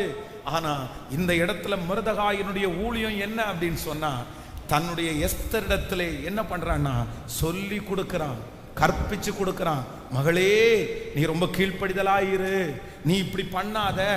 இந்த வார்த்தையை இந்த எஸ்தர் இந்த மொர்தெகாயினிடத்துல இருக்கிற அந்த நேரம் மட்டும் இல்ல, எங்க வரைக்கும் கடைபிடிச்சாங்களாமா சொல்லுங்க. இப்ப ராணி ஆயிட்டாங்க, 127 நாடுகளுக்கு ராணி ஆயிட்டாங்க. இனி போய் மொர்தெகாயினுடைய வார்த்தைக்கு எதுக்கு கீழ்ப்படியணும்? ஏன் எனக்கு ஞானம் வரலையா, எனக்கு தெரியாதா அப்படின்னு சொல்லல. நீங்க எவ்வளவு வளர்ந்தாலும், நீங்க எவ்வளவு உயர்ந்தாலும், கர்த்தர் உங்களை எவ்வளவு பேர் ஜனங்களுக்கு தலைவனாய் தலைவியாய் மாற்றினாலும், பரிசுத்த ஆவியானவர் உங்களுக்கு கற்றுக் கொடுத்த உபதேசத்தை, வழி நடத்துதல நீங்க என்னைக்கும் மறக்க கூடாது. நீங்க கற்றுக்கொள்ளுகிற இருதயத்தோட தான் இருக்கணும். அதை ஒரு நாள் நீங்கள் அல்லல் தட்டிடக்கூடாது. ஆமென் சொல்லுங்கள். அப்போ பரிசுத்த ஆவியானவர் இரண்டாவது நமக்கு ஒரு ஊழியத்தை செய்ய போறாரு. என்ன ஊழியத்தை செய்ய போறாருன்னா, எனக்கு அவர் கற்று தர போகிறார். சொல்லுங்க, கைகளை மேல உயர்த்தி ஜெபம் பண்ணுங்க பார்க்கலாம். நான் நிறைய தெரியாம நான் இழந்துட்டேன் ஆண்டவரே. யாரிடத்துல என்ன பேசணும்னு எனக்கு தெரியல, எப்படி நடந்துக்கணும்னு எனக்கு தெரியல, என் கணவனாரிடத்துல எப்படி நடந்துக்கணும்னு தெரியல, என் மனைவியினிடத்துல எப்படி நடந்துக்கணும்னு எனக்கு தெரியல ஆண்டவரே, என் மேனேஜரிடத்துல எப்படி நடந்துக்கணும்னு தெரியல. இப்போ பரிசுத்த ஆவியானவரே, எங்க ஊழியக்காரர் சொல்லுகிற இந்த வார்த்தையின்படி சத்தத்தை உயர்த்தி ஜெபம் பண்ணுங்க. எனக்கு கற்று தருகிற ஆவியானவர், எனக்கு கற்று தருகிற ஆவியானவர். சொல்லுங்க, நீங்க அந்த வார்த்தையை சொல்ல சொல்ல அந்த மகிமை உங்கள் மேல் கடந்து வரட்டும். சத்தத்தை உயர்த்தி ஸ்தோத்திரம் ஸ்தோத்திரம் ஸ்தோத்திரம் ஸ்தோத்திரம். அப்பா, அந்த கிருபையை கர்த்தர் தருவீராக ராஜா, அந்த ஞானத்தை ஆண்டவர் தருவீராக. நீங்க ஒவ்வொருத்தரும் ஜெபிக்கிற அந்த ஜெபத்தை கர்த்தர் கேட்கிறார். கேட்கிறார். ஸ்தோத்திரம், ஸ்தோத்திரம், ஸ்தோத்திரம். முழு பலத்தோடு தகப்பனே இப்பொழுது இறங்குவீராக ஆண்டவரே. எங்களை நீர் வளர்த்துகிறது மட்டுமல்ல, எங்களுக்கு கற்று தாரும் ஆண்டவரே. இந்த 100 நாட்கள் ஜெபம் முடிய முடிய நாங்கள் தேறினவர்களா மாறணும். இனி இந்த காரியத்தை நான் இப்படி செஞ்சிட்டேன்னு நினைச்சு நாங்க ஒன்றை குறித்து கூட வருத்தப்படாத அளவிற்கு எங்களுக்கு கற்றுத்தாருங்க ஆண்டவரே. நடக்கக்கூடிய பாதையை கற்றுத்தாங்கப்பா. எப்படி வேலை செய்யணும்னு கற்றுத்தாங்கப்பா. யாரிடத்துல என்ன பேசணும் பேசக்கூடாதுன்னு எங்களுக்கு கற்று கொடுங்கப்பா. இப்பொழுது ஏசப்பா எனக்கு ஒன்றும் தெரியாது, என்னுடைய வாய் ஓட்ட வாய், ஏதாவது நான் உளறிடுவேன். என் பாசம் காமிச்சா ஏதாவது ஒன்று சொல்லிடுவேன் ஆண்டவரே. என்ன ஏதாவது சொன்னா உடனே நான் சொல்லிடுவேன். இல்ல இல்ல அப்பா, என் உதடுகளின் வாசலை நீ காத்து கொள்ளணும் அப்பா. நீர் எனக்கு ஒரு நல்ல டீச்சரா, நல்ல ஒரு ஆசிரியரா இருந்து பரிசுத்த ஆவியானவரே நீர் எனக்கு கற்று தருகிறதற்காய் ஸ்தோத்திரம். ஹல்லேலூயா. எத்தனை பேர் ஆமோதிக்கிறீர்கள்? ஆமென். பரிசுத்த ஆவியானுடைய 2வது ஊழியம் என்ன அப்படின்னா, நமக்கு அவர் ஒரு நல்ல டீச்சர், நல்ல டீச்சர். ஆமென். நான் விசுவாசிக்கிறேன் இந்த ஜெபத்திற்கு பிற்பாடு ஆண்டவர் அதில் ஒரு பெரிய ஞானத்தை ஆண்டவர் தருவார். நீங்கள் சில காரியத்தை எல்லாம் நான் பேசியிருக்கவே கூடாது அப்படின்னு நினச்சி நிறைய ஃபீல் பண்ணுற காரியத்தை இனி ஆண்டவர் அதுக்கு முன்னாடியே ஒரு உணர்வை கொடுத்து கர்த்தர் சொல்லாதபடிக்கு கிருபையாய் கர்த்தர் காப்பாற்றுவாரார். ஹல்லேலூயா. ஏன்னா நம்ம சில காரியத்தை நம்ம வெளியவே என்ன பண்ணக்கூடாது சொல்லுங்க, சொல்லவே கூடாது. சில காரியத்தை நீங்க வெளியே சொன்னீங்க அப்படின்னு சொன்னா அது உங்களுக்கு ரொம்ப பலவீனமா மாறிடும். பாருங்க, இந்த இந்த சிம்சோன் அந்த தெளிலாளிடத்துல தன்னுடைய பலவீனத்தை சொன்ன உடனே என்ன நடக்குது அப்படின்னு சொன்னா, அதிலிருந்து அவள் அவனை சிறுமைப்படுத்த தொடங்கினாள். அப்போ சில ரகசியங்களை, சில முக்கியமான காரியங்களை மற்றவரிடத்துல நீங்க ஷேர் பண்ணிட்டீங்கன்னு வச்சுங்களேன், அதை வச்சு அவங்க உங்களை என்ன பண்ண ஆரம்பிச்சிருவாங்கன்னா சிறுமைப்படுத்த ஆரம்பிப்பாங்க. இப்போ பாருங்க, இந்த ஃபோன்ல எல்லாம் கால் பண்ணி நிறைய பேர் பணம் வாங்குறாங்க பாருங்க. வாட்ஸ்அப்பில் கடன் கொடுக்குறேன், இந்த மாதிரி நிறைய பேர் மாட்டி இருக்கிறாங்க. இவங்க எப்படி மாட்டியிருக்காங்க தெரியுமா? அந்த ஃபோனை ஃபர்ஸ்ட் ஃபோன் பண்ணும்போது உடனே அவங்களுக்கு அப்படிதான் கேட்பாங்க, சார் உங்களுக்கு ஏதாவது ஹெல்ப் பண்ண வேண்டியது இருக்குதா, உங்களுக்கு ஏதாவது கடனில் உங்களுக்கு உதவி செய்ய வேண்டியது இருக்குதா? அப்போ இவங்க தங்களுடைய ஆதங்கம், சிலர் பாருங்க தங்களுடைய மனசுல இருக்கிறத எல்லாரிடத்துலையும் சொல்லுவாங்க. அப்படியே என்ன பிரச்சனை நடக்குதோ சொல்லுவாங்க. இன்னைக்கு கணவன் திட்டினாரா, அடிச்சாரா, இல்லைன்னா மனைவி இப்படி சொன்னாங்களா, பார்க்குறவங்க எல்லார்கிட்டையும் யார்கிட்ட என்ன சொல்லணும், இவங்கள்ட்ட இது சொல்லலாமா சொல்லக்கூடாதா அப்படின்னலாம் எதுவுமே தெரியாது. மொத்தத்தையும் சொல்லி ஏமாந்து போறவங்க எத்தனை பேர் இருக்காங்க தெரியுமா? ரொம்ப ஜாக்கிரதையா இருக்கணும். தன்னுடைய கணவனாருடைய ஃப்ரெண்டு ஒரு கேர்ளு, பொண்ணு, அந்த பொண்ணு இந்த பொண்ணுக்கு ரொம்ப ஃப்ரெண்டு. அப்போ அந்த பொண்ணுகிட்ட போய் தான் காலேஜ் படிக்கும்போது தான் வேலை பார்க்குற இடத்துல அந்த பொண்ணு யாரை லவ் பண்ணாங்க, யாரோட எல்லாம் பேசிட்டு இருந்தாங்க அப்படின்றத அந்த ஃப்ரெண்டுகிட்ட சொல்லி, அந்த ஃப்ரெண்டு போய் உன் மனைவி இப்படியாமா, அவங்க காலேஜ் படிக்கும்போது இப்படியெல்லாம் இருந்திருக்கிறாங்க, வேலை செய்யும்போது இப்படியெல்லாம் பேசிட்டு இருந்திருக்காங்கன்னு சொல்லி இந்த நியூஸை கேள்விப்பட்டு அந்த பையன் நீ இவ்வளவு மோசமா இருந்திருக்க, நீ எனக்கு வேண்டாம், உன்னை பற்றி எல்லாமே இவ எனக்கு சொல்லிட்டா அப்படின்னு பிரிஞ்சு போன குடும்பத்தை நான் பார்த்துருக்கிறேன். அப்போ ரொம்ப ஜாக்கிரதையா இருக்கணும். இது யார் தான் நமக்கு கற்றுக் கொடுக்கணும்னா பரிசுத்த ஆவியானவர் நமக்கு கற்றுக் கொடுக்கணும். ஸோ ஒரு வாலிப தங்கச்சிக்கு தம்பிக்கு ஆண்டவர் கற்றுக் கொடுக்கணும். எல்லாரிடத்துலையும் எல்லாத்தையும் ஷேர் பண்ணக்கூடாது. நீங்க ரொம்ப ஞானம் உள்ளவர்களா இருந்தாலும் உங்க 2 கையை ஏசப்பாட்ட நீட்டி பரிசுத்த ஆவியானவரிடத்துல டெய்லி கேட்கணும். என்ன கேட்கணும் அப்படின்னு சொன்னா, எனக்கு கற்றுத்தாரும், நான் கீழ்ப்படிவேன். நீங்க சொல்லித்தாங்க ஆண்டவரே, நான் நம்புறேன் அவர் உங்களை சகல சத்தியத்துக்குள்ளும் நடத்துவார், ஒரு நல்ல ஞானத்துக்குள்ள நடத்துவார். அவர் கற்றுக் கொடுக்கிற அந்த ஏரியாவை வேற யாரும் நமக்கு கற்றுக் கொடுக்க முடியாது. நம்ம புரிகிறது மாதிரி நமக்கு கற்றுக் கொடுப்பார். ரொம்ப சிம்பிளா ஆண்டவர் நம்மளை கற்றுக் கொடுப்பார். ஹல்லேலூயா. நம்பர் 3, மூன்றாவது பரிசுத்த ஆவியானவர் நமக்கு செய்ய போகிற மூன்றாவது ஊழியத்தை குறித்து நம்ம வாசிக்க போறோம். வாசிக்கலாமா? வேதத்தை திறந்து அந்த 2ஆம் அதிகாரத்தினுடைய 15வது வசனத்தை வாசிக்கலாமா? 2ஆம் அதிகாரம் 15வது வசனத்தை வாசிக்கலாம். ஆமென். மொர்தெகாய் தனக்கு குமாரத்தியாய் ஆமென். மொர்தெகாய் தனக்கு குமாரத்தியாய் ஏற்றுக்கொண்டவளும் அவன் சிறிய தகப்பனாகிய அபியேலின் குமாரத்தியுமான எஸ்தர் ராஜாவினிடத்தில் பிரவேசிக்கிறதுக்கு முறை வந்தபோது அவள் ஸ்திரீகளை காவல் பண்ணுகிற ராஜாவின் பிரதானியாகிய ஏகாய் நியமித்த காரியமே அல்லாமல் வேறு ஒன்றையும் கேட்கவில்லை. ஆமென். எஸ்தருக்கு தன்னை காண்கிற எல்லார் கண்களிலும் தயை கிடைத்தது. கைகளை உயர்த்தி ஒரு ஹல்லேலூயா, முழு பலத்தோட ஒரு ஹல்லேலூயா. நல்லா கவனிச்சுங்க ஆண்டவருடைய பிள்ளைகளே. மொர்தெகாய் மூன்றாவது இந்த எஸ்தருக்கு என்ன ஊழியம் செய்யறார் அப்படின்னு சொன்னா, எதை நீ நாடணும் அப்படின்னு அவர் சொல்லி கொடுக்கிறார். எதை நீ நாடணும் அப்படின்னா, இந்த இடத்துல பெண்களுக்கு நான் இந்த விஷயத்தை குறித்து சொல்லியிருக்கிறேன். இந்த பெண்களுக்கு ரொம்ப சிலருக்கு பிடிச்சது என்ன அப்படின்னா, தான் அழகா இருக்கணும் அப்படின்னு நினைப்பாங்க. தான் ஒவ்வொருத்தரும் ஒவ்வொரு பெண்கள் பார்த்தீங்கன்னா ஒவ்வொருத்தரும் ஒவ்வொரு ஸ்டைலாக இருப்பாங்க. ஆண்களை பொறுத்த அளவில் ஒரு பேண்ட் அப்படி போடுறாங்கன்னா ஒரு 10 பேர் ஒரே மாதிரி போடுறதை நம்ம பார்க்க முடியும். ஆனால் பெண்கள் அப்படி இல்லை. அவங்களுடைய ஹேர் ஸ்டைல் வேறையாக இருக்கும், அவங்களுடைய ட்ரெஸ் கோடு வேறையாக இருக்கும், விதவிதமாக பண்ணுவாங்க. அப்போது ராஜா இங்கே தனக்கு ஒரே ஒரு நாள் எல்லா பிள்ளைகளையும் வர சொல்லி அவங்கள 6 மாதம் ட்ரீட்மெண்ட் கொடுத்து ஒரே ஒரு நாள் ஒரு பொண்ணு 10 நிமிஷம் நிற்பா. அந்த ராஜா யாரை செலக்ட் பண்றாங்களோ அவங்க தான் 127 நாடுகளுக்கும் பட்டத்து ராணி.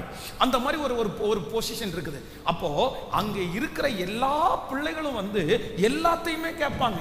இதை போடுங்க, இதை போடுங்க, கண்மையை போடுங்க, லிப்ஸ்டிக்கை போடுங்க, இந்த மாதிரி இந்த ஃபவுண்டேஷனை போடுங்க, இன்னும் 2 டைம் சேர்த்து எனக்கு கிளியர் பண்ணி விடுங்க, இந்த மாதிரி நிறைய கேட்பாங்க. ஆனா வேதம் சொல்லுது, இந்த எஸ்தர் என்ன கேட்டாங்களாமா? அவர்களுக்காக நியமிக்கப்பட்டிருக்கிற ஏகாய் அப்படின்றத அவர் ஒரு பியூட்டிஷியன் வச்சுங்களேன். நம்ம பாஷையின்படி சொன்னா அவர் ஒரு பியூட்டிஷியன். அப்படின்னா இந்த ராஜாவுக்கு முன்னாடி போய் நிக்கிறதுக்கு முன்னாடி ஏகாய் அப்படின்னு சொல்லி ஒவ்வொரு பொண்ணுக்கும் ஒவ்வொரு அசிஸ்டண்ட்டை கொடுப்பாங்க, ஒவ்வொரு பியூட்டிஷியனை கொடுப்பாங்க. அந்த பியூட்டிஷியன் அவங்கள ரெடி பண்ணி அலங்கரிச்சு ராஜாவுக்கு முன்னாடி கொண்டு போய் நிறுத்துவாங்க. இந்த பியூட்டிஷியனுக்கு என்ன ஒரு பெரிய கிஃப்ட் அப்படின்னா, ஒருவேளை இவங்க டெக்கரேட் பண்ணி அனுப்புகிற பொண்ணு பட்டத்து ராணியா மாறிட்டாங்கன்னு வச்சுக்கோங்களேன், இவங்க அவங்களுக்கு காலம் முழுதும் பியூட்டிஷியனா மாறிடுவாங்க. அப்படின்னா ராணிக்கு பக்கத்திலே இவங்களும் உட்கார்ந்து இவங்களுக்கு ஒரு பெரிய போஸ்டிங். அதனால எல்லாருமே பார்த்து செய்வாங்க. ஆனா பொதுவாகவே பெண்கள் குறை இல்லை. பெண்கள் அப்படின்னு சொன்னா கொடுக்கறதுல அவங்க என்ன பண்ண மாட்டாங்க? ஹலோ, கொடுக்கறதுல அவங்களுக்கு திருப்தி இருக்கவே இருக்காது, எப்பவுமே இருக்காது. அப்படின்னா உங்களை குற்றப்படுத்தல, அது ஒரு நேச்சர் தான். ஒரு திருப்திப்படுத்தணும் அப்படின்றது இன்னும் கொஞ்சம் வேற மாதிரி யோசிச்சா நல்லா இருக்கும், கிடைச்சா நல்லா இருக்கும்.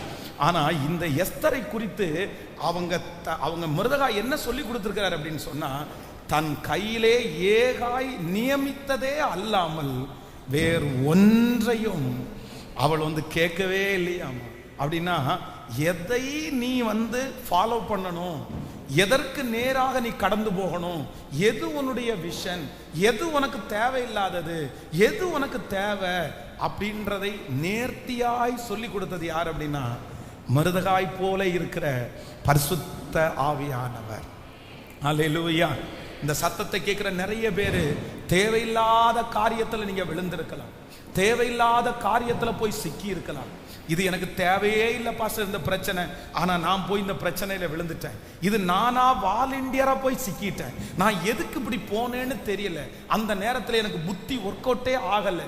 இப்ப பாருங்க, இவ்வளோ பெரிய பிரச்சனைக்கு காரணம் என்ன தெரியுமா? நான் போய் தேவையில்லாம விழுந்துட்டேன், இது எனக்கு அவசியமே இல்லை. ஆனா நான் நம்புறேன், இப்போ ஒரு பரிசுத்த ஆவியானவர் உங்களுக்குள்ளே வரப்போறாரு. அவர் யார் தெரியுமா? அவர் நீங்க எதை நாடணும்னு சொல்லி உங்களை அழகாய் நடத்துகிறவர். இந்த பலிபீடத்திலிருந்து நான் ஆசைப்படுறேன், நான் வாஞ்சிக்கிறேன். என்ன வாஞ்சிக்கிறேன்னா, உங்க மேல ஒரு ஸ்பிரிட் வரணும், உங்களுக்கு பரிசுத்த ஆவியானவர் கொடுக்கப்படணும். இனி உங்களுக்கு தேவையில்லாத எந்த காரியத்திலையும் நீங்க தலையிடவே கூடாது. ஆமென். தேவையில்லாத விஷயத்துல தலையிடக்கூடாது. அப்படி தலையிடாதபடி கர்த்தர் உங்களை தடுத்து நிறுத்துவார். பரிசுத்த ஆவியானவர் உங்களை தடுத்து நிறுத்துவார். அங்கே போக வேண்டாம் என்கிற ஒரு ஞானத்தை கர்த்தர் உங்களுக்கு கிருபையாய் தருவார்.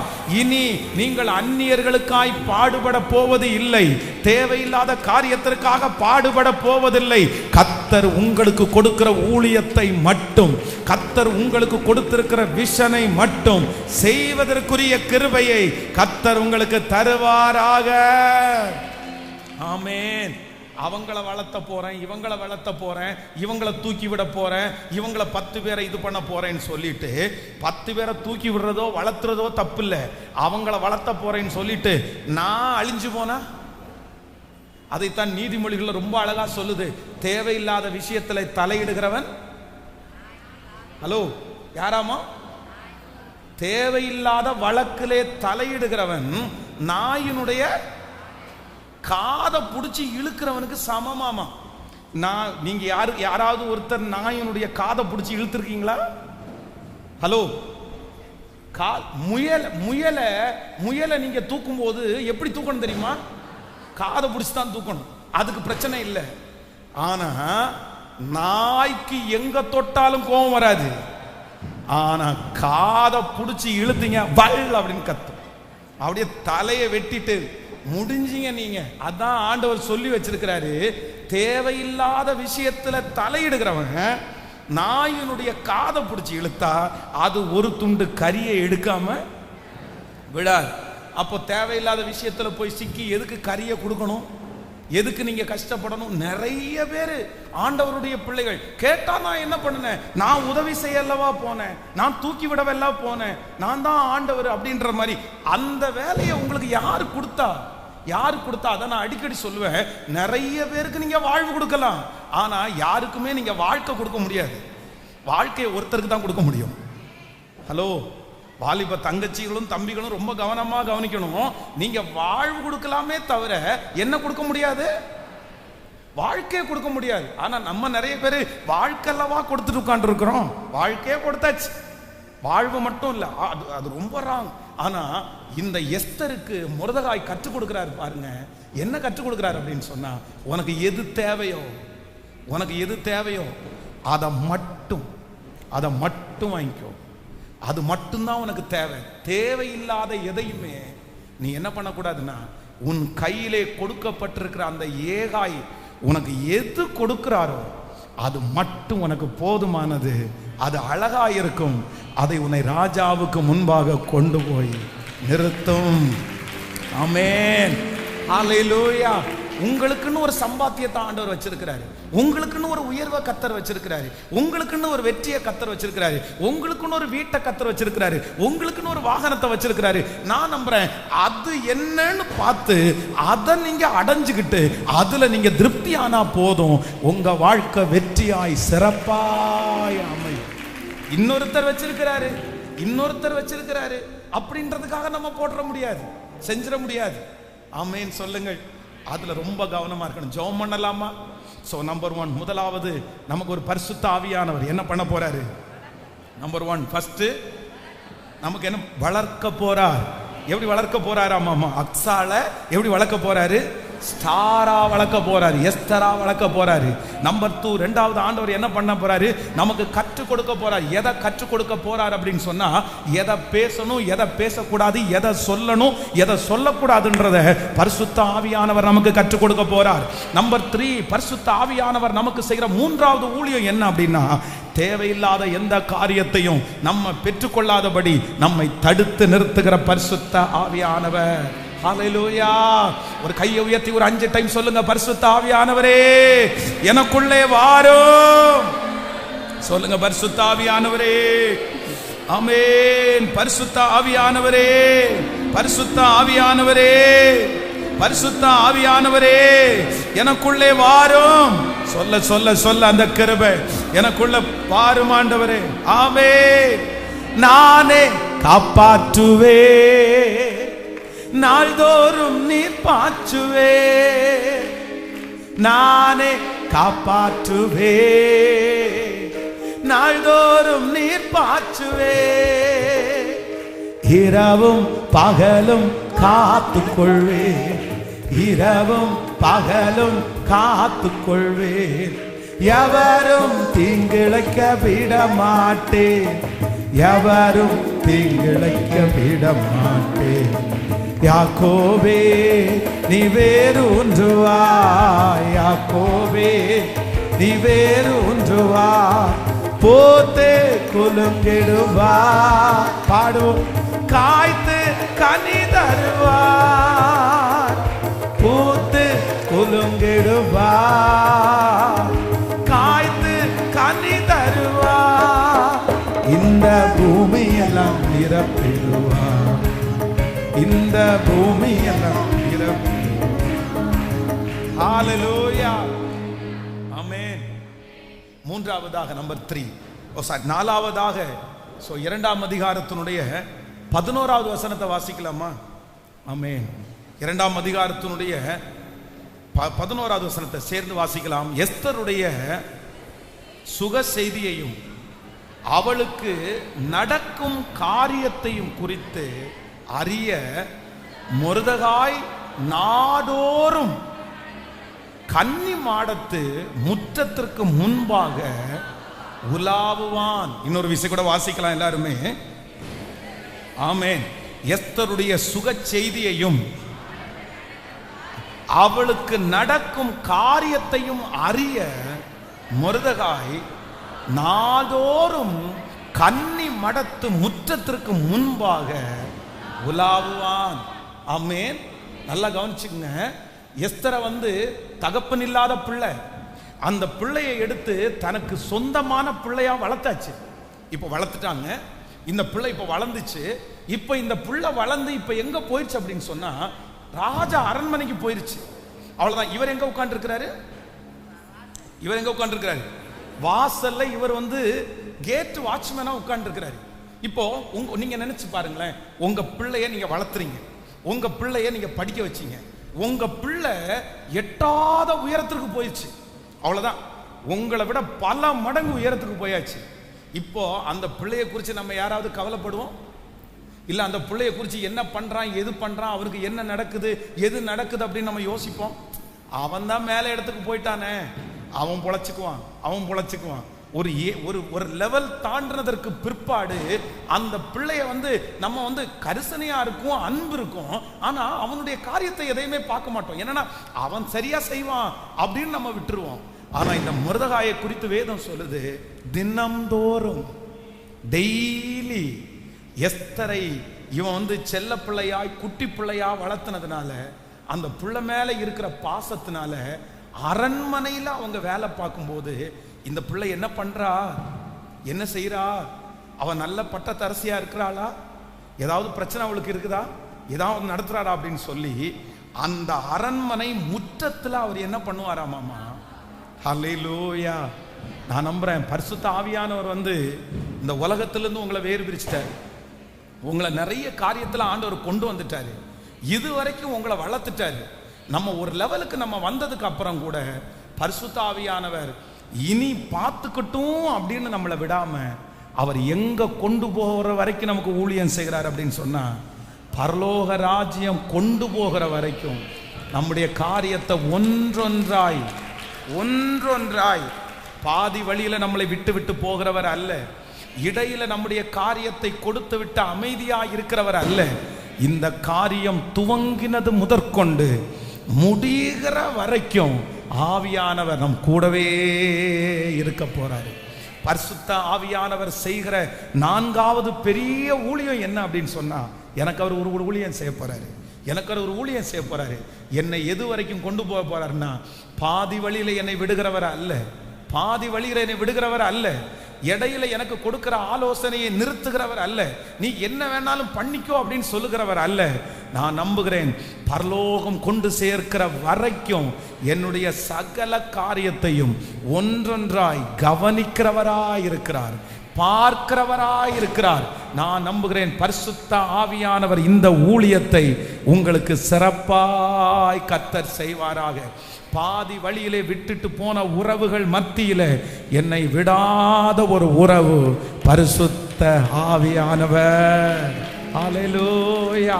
அப்படியே கையை மேல உயர்த்தி சொல்லுங்க பார்க்கலாம், பரிசுத்த ஆவியானவரே, இந்த ஊழியத்தை நீர் எனக்கு செய்ய போகிறதற்காக உமக்கு ஸ்தோத்திரம். சொல்லுங்க, அப்பா, என்னை பாதி வழியிலே விட்டுட்டு போறவர் அல்ல. என்னுடைய காரியம் எல்லாவற்றையும் நான் உயர்ந்ததற்கு பிற்பாடு, நான் வளர்ந்ததற்கு பிற்பாடு, ஆண்டவரே, எனக்கு அந்த ஞானம் இல்லை. நான் எவ்வளவு வளர்ந்திருந்தாலும், நான் எவ்வளவு உயர்ந்திருந்தாலும் உம்முடைய ஆலோசனை எனக்கு தேவை, உம்முடைய ஆலோசனை எனக்கு தேவை. நீங்க சொல்ல சொல்ல அந்த மகிமை உங்களை தேடி வரட்டும். சொல்லுங்க பார்க்கலாம், பரிசுத்த ஆவியானவரேன்னு கூப்பிடுங்க. நான் உங்க ராஜ்யம் வர்ற வரைக்கும் எனக்கு நீங்க தேவை. என்னுடைய படிப்பிற்கு மட்டுமல்ல, என்னுடைய வேலையில மட்டுமல்ல, என்னுடைய குடும்ப வாழ்க்கையில மட்டுமல்ல, என்னுடைய பிள்ளையை பெற்றெடுக்கிறதுல மட்டும் இல்ல, கடைசி வரைக்கும் நீர் என்னோடு கூட இருந்து என்னை நடத்துகிறதற்காய், கடைசி வரைக்கும். ஹல்லேலூயா, ஹல்லேலூயா. அம்மா அப்பா படிக்கிற வரைக்கும் ஒரு அம்மா அப்பா, வேலை செய்யற வரைக்கும் ஒரு அம்மா அப்பா. ஆனா நிறைய அம்மா அப்பா எப்ப ஃப்ரீ ஆவாங்க தெரியுமா? ஆமே, நிறைய அம்மா சொல்லுவாங்க, இந்த பிள்ளைய மட்டும் யாராவது ஒருத்தனுடைய கையை பிடிச்சி கொடுத்துட்டேன்னா நான், ஹலோ சொல்லுங்களேன், அவ்வளவுதான், நான் அக்கடான்னு உட்கார்ந்துக்குவேன், நான் நிம்மதியா உட்கார்ந்துருவேன். இவன் மட்டும் இவனுக்கு சோத்தாக்கி கொடுக்கறது மாதிரி ஏதாவது ஒரு பொண்ணை கல்யாணம் பண்ணிட்டான்னா சொல்லுங்க சத்தமா. நிறைய அம்மாங்க என்ன பண்ணுவாங்க தெரியுமா? இந்த கல்யாணம் வரைக்கும் அவ கல்யாணம் முடிஞ்சிச்சா அவனுக்கு பாரம் இருக்கும், ஆனா கொடுத்துட்டோம்னா நமக்கு பிரச்சனை இல்லைன்னு நினைச்சுக்குவாங்க. அவ்வளவுதான், அது வரைக்கும். ஆனா இங்க ஒரு பரிசுத்த ஆவியானவர் இருக்கிறார், இங்க ஒரு பரிசுத்த ஆவியானவர் இருக்கிறார். அவர் யார் அப்படின்னு சொன்னா, எல்லாரும் மாதிரி நம்மளை நீ படிப்பு முடிச்ச உடனே நீங்க ரெடி ஆயிட்டீங்கன்னு விடுறவர் அல்ல, நீங்க வேலைக்கு போனோன்னு நீங்க ரெடி ஆயிட்டீங்கன்னு விடுறவர் அல்ல, நீங்க கல்யாணம் பண்ற இடத்துல கூட நீங்க விடுறவர் அல்ல. வேதம் சொல்லுது, கடைசி வரைக்கும். வாலிப தம்பி தங்கச்சி, நீ இந்த பரிசுத்த ஆவியானவரை கண்டிப்பா நீங்க பெற்றுக்கொள்ளணும்.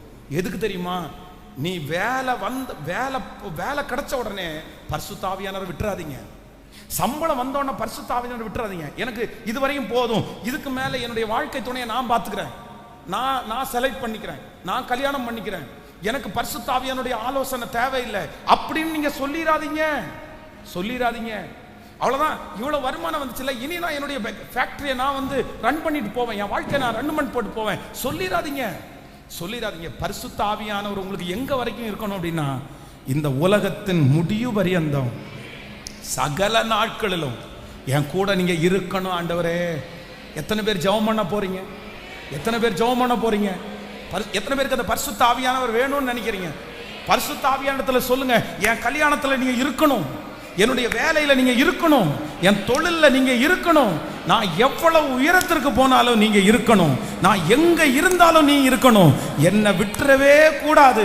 எனக்கு இந்த பரிசுத்த ஆவியானவர் இந்த உலகத்தை விட்டு ஏசப்பா ராஜ்யத்துல வர்ற வரைக்கும் பரிசுத்த ஆவியானவரே எனக்கு நீங்க வேணும், எனக்கு நீங்க வேணும். எத்தனை பேர் ஆமோதிக்கிறீங்க? உங்க இஷ்டத்துக்கு செஞ்சிட மாட்டீங்களே. இதுவரைக்கும் உங்க இஷ்டத்துக்கு செஞ்சு நீங்க நிறைய ஃபெயிலியர் ஆயிருக்கலாம், உங்க இஷ்டத்துக்கு செஞ்சு நீங்க நிறைய இழந்திருக்கலாம். ஆனா இன்னைக்கு இந்த 36வது நாள் ஜெபத்துல ஒரு தீர்மானம் மட்டும் எடுங்க, பரிசுத்த ஆவியானவரே, எனக்கு எல்லாத்துக்கும் நீங்க கண்டிப்பா எனக்கு வேணும். கைகளை மேல உயர்த்தி சொல்லுவோம், வேணும் ஆண்டவரே, நீங்க எனக்கு வேணும். எங்களுக்குள்ளே வாசம் செய்யும் ஆவியானவரே, இந்நாளில் சித்தம் போல் நடத்தி செல்லுமையா. சொல்லுங்க பார்க்கலாம் எல்லாரும். எங்களுக்குள்ளே வாசம் செய்யும் ஆவியானவரே, இந்நாளில் உம் சித்தம் போல் நடத்தி செல்லும். ஆமென். எங்கு செல்ல வேண்டும்? ஒரு நோட்டை. என்ன சொல்ல வேண்டும்? வழிநடத்தும் ஆவியானவரே, உம் விருப்பம் இல்லாத இடங்களுக்கு செல்லாமல். புரியுதா உங்களுக்கு? எத்தனை பேருக்கு புரியுது? இந்த செய்தியை ஆண்டவர் பேசும்போது ஐயோ என்னுடைய இருதயம் அப்படியே மகிழ்ந்து, நான் என்ன சொன்னேன்னா, இந்த பரிசுத்த ஆவியானவரை மட்டும் நான் என்ன பண்ணிடக்கூடாதுன்னா விட்டுறவே கூடாது, விட்டுறவே கூடாது. அந்த உணர்வோட நான் இப்ப பிரசங்கம் பண்றேன். உங்க ஒவ்வொருத்தருக்கும் இந்த பரிசுத்த ஆவியானவர் நீங்க விடக்கூடாது. இந்த 100 days, இந்த 100 daysக்குள்ள இந்த பரிசுத்த ஆவியானவரை நீங்க பெற்றுக்கொள்ளாம விட்டுறக்கூடாது. எத்தனை பேர் ஆமோதிக்கிறீங்க? இந்த பாட்டை பாடலாமா எல்லாருமே? இந்த காரியம் புரிஞ்சில்ல. இந்த 4வது விஷயம் அப்படின்னா, பரிசுத்த ஆவியானவர் எனக்கு எங்க வரைக்கும் வரணும் அப்படின்னு சொன்னா, கடைசி வரைக்கும், கடைசி வரைக்கும். ஆமோதிக்கிறீங்களா? ஆமென். கைகளை உயர்த்தி ஹல்லேலூயா. ஆமென். எங்களுக்குள்ளே வாசம் செய் ஆவியானவரே, இந்நாளில் உம் சித்தம் போல் நடத்தி செல்லும் ஐயா. எங்களுக்குள்ளே வாசம் செய்யும் ஆவியானவரே, இந்நாளில் உம் சித்தம் போல் நடத்தி செல்லும் ஐயா. ஆவியானவரே,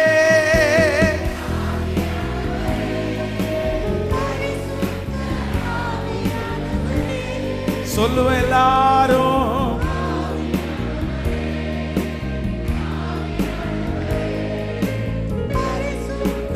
ஆவியானவரே, ஹல்லேலூயா. எங்கு செல்ல வேண்டும், என்ன சொல்ல வேண்டும்? வழி நடத்தும் ஆவியானவரே. ஹல்லேலூயா. கைகளை உயர்த்தி சொல்லுங்க பார்க்கலாம்.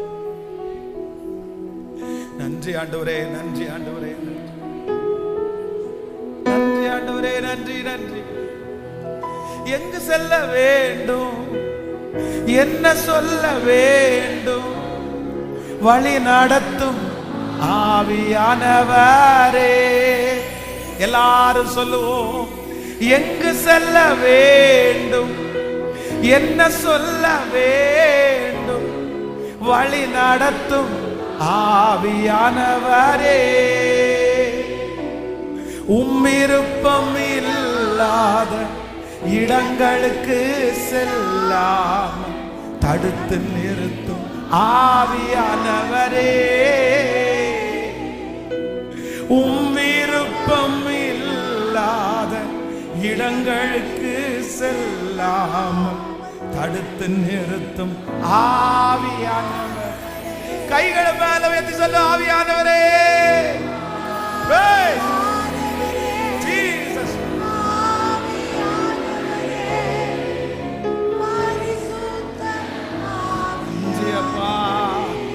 சொல்லுங்க ஆவியானவரே.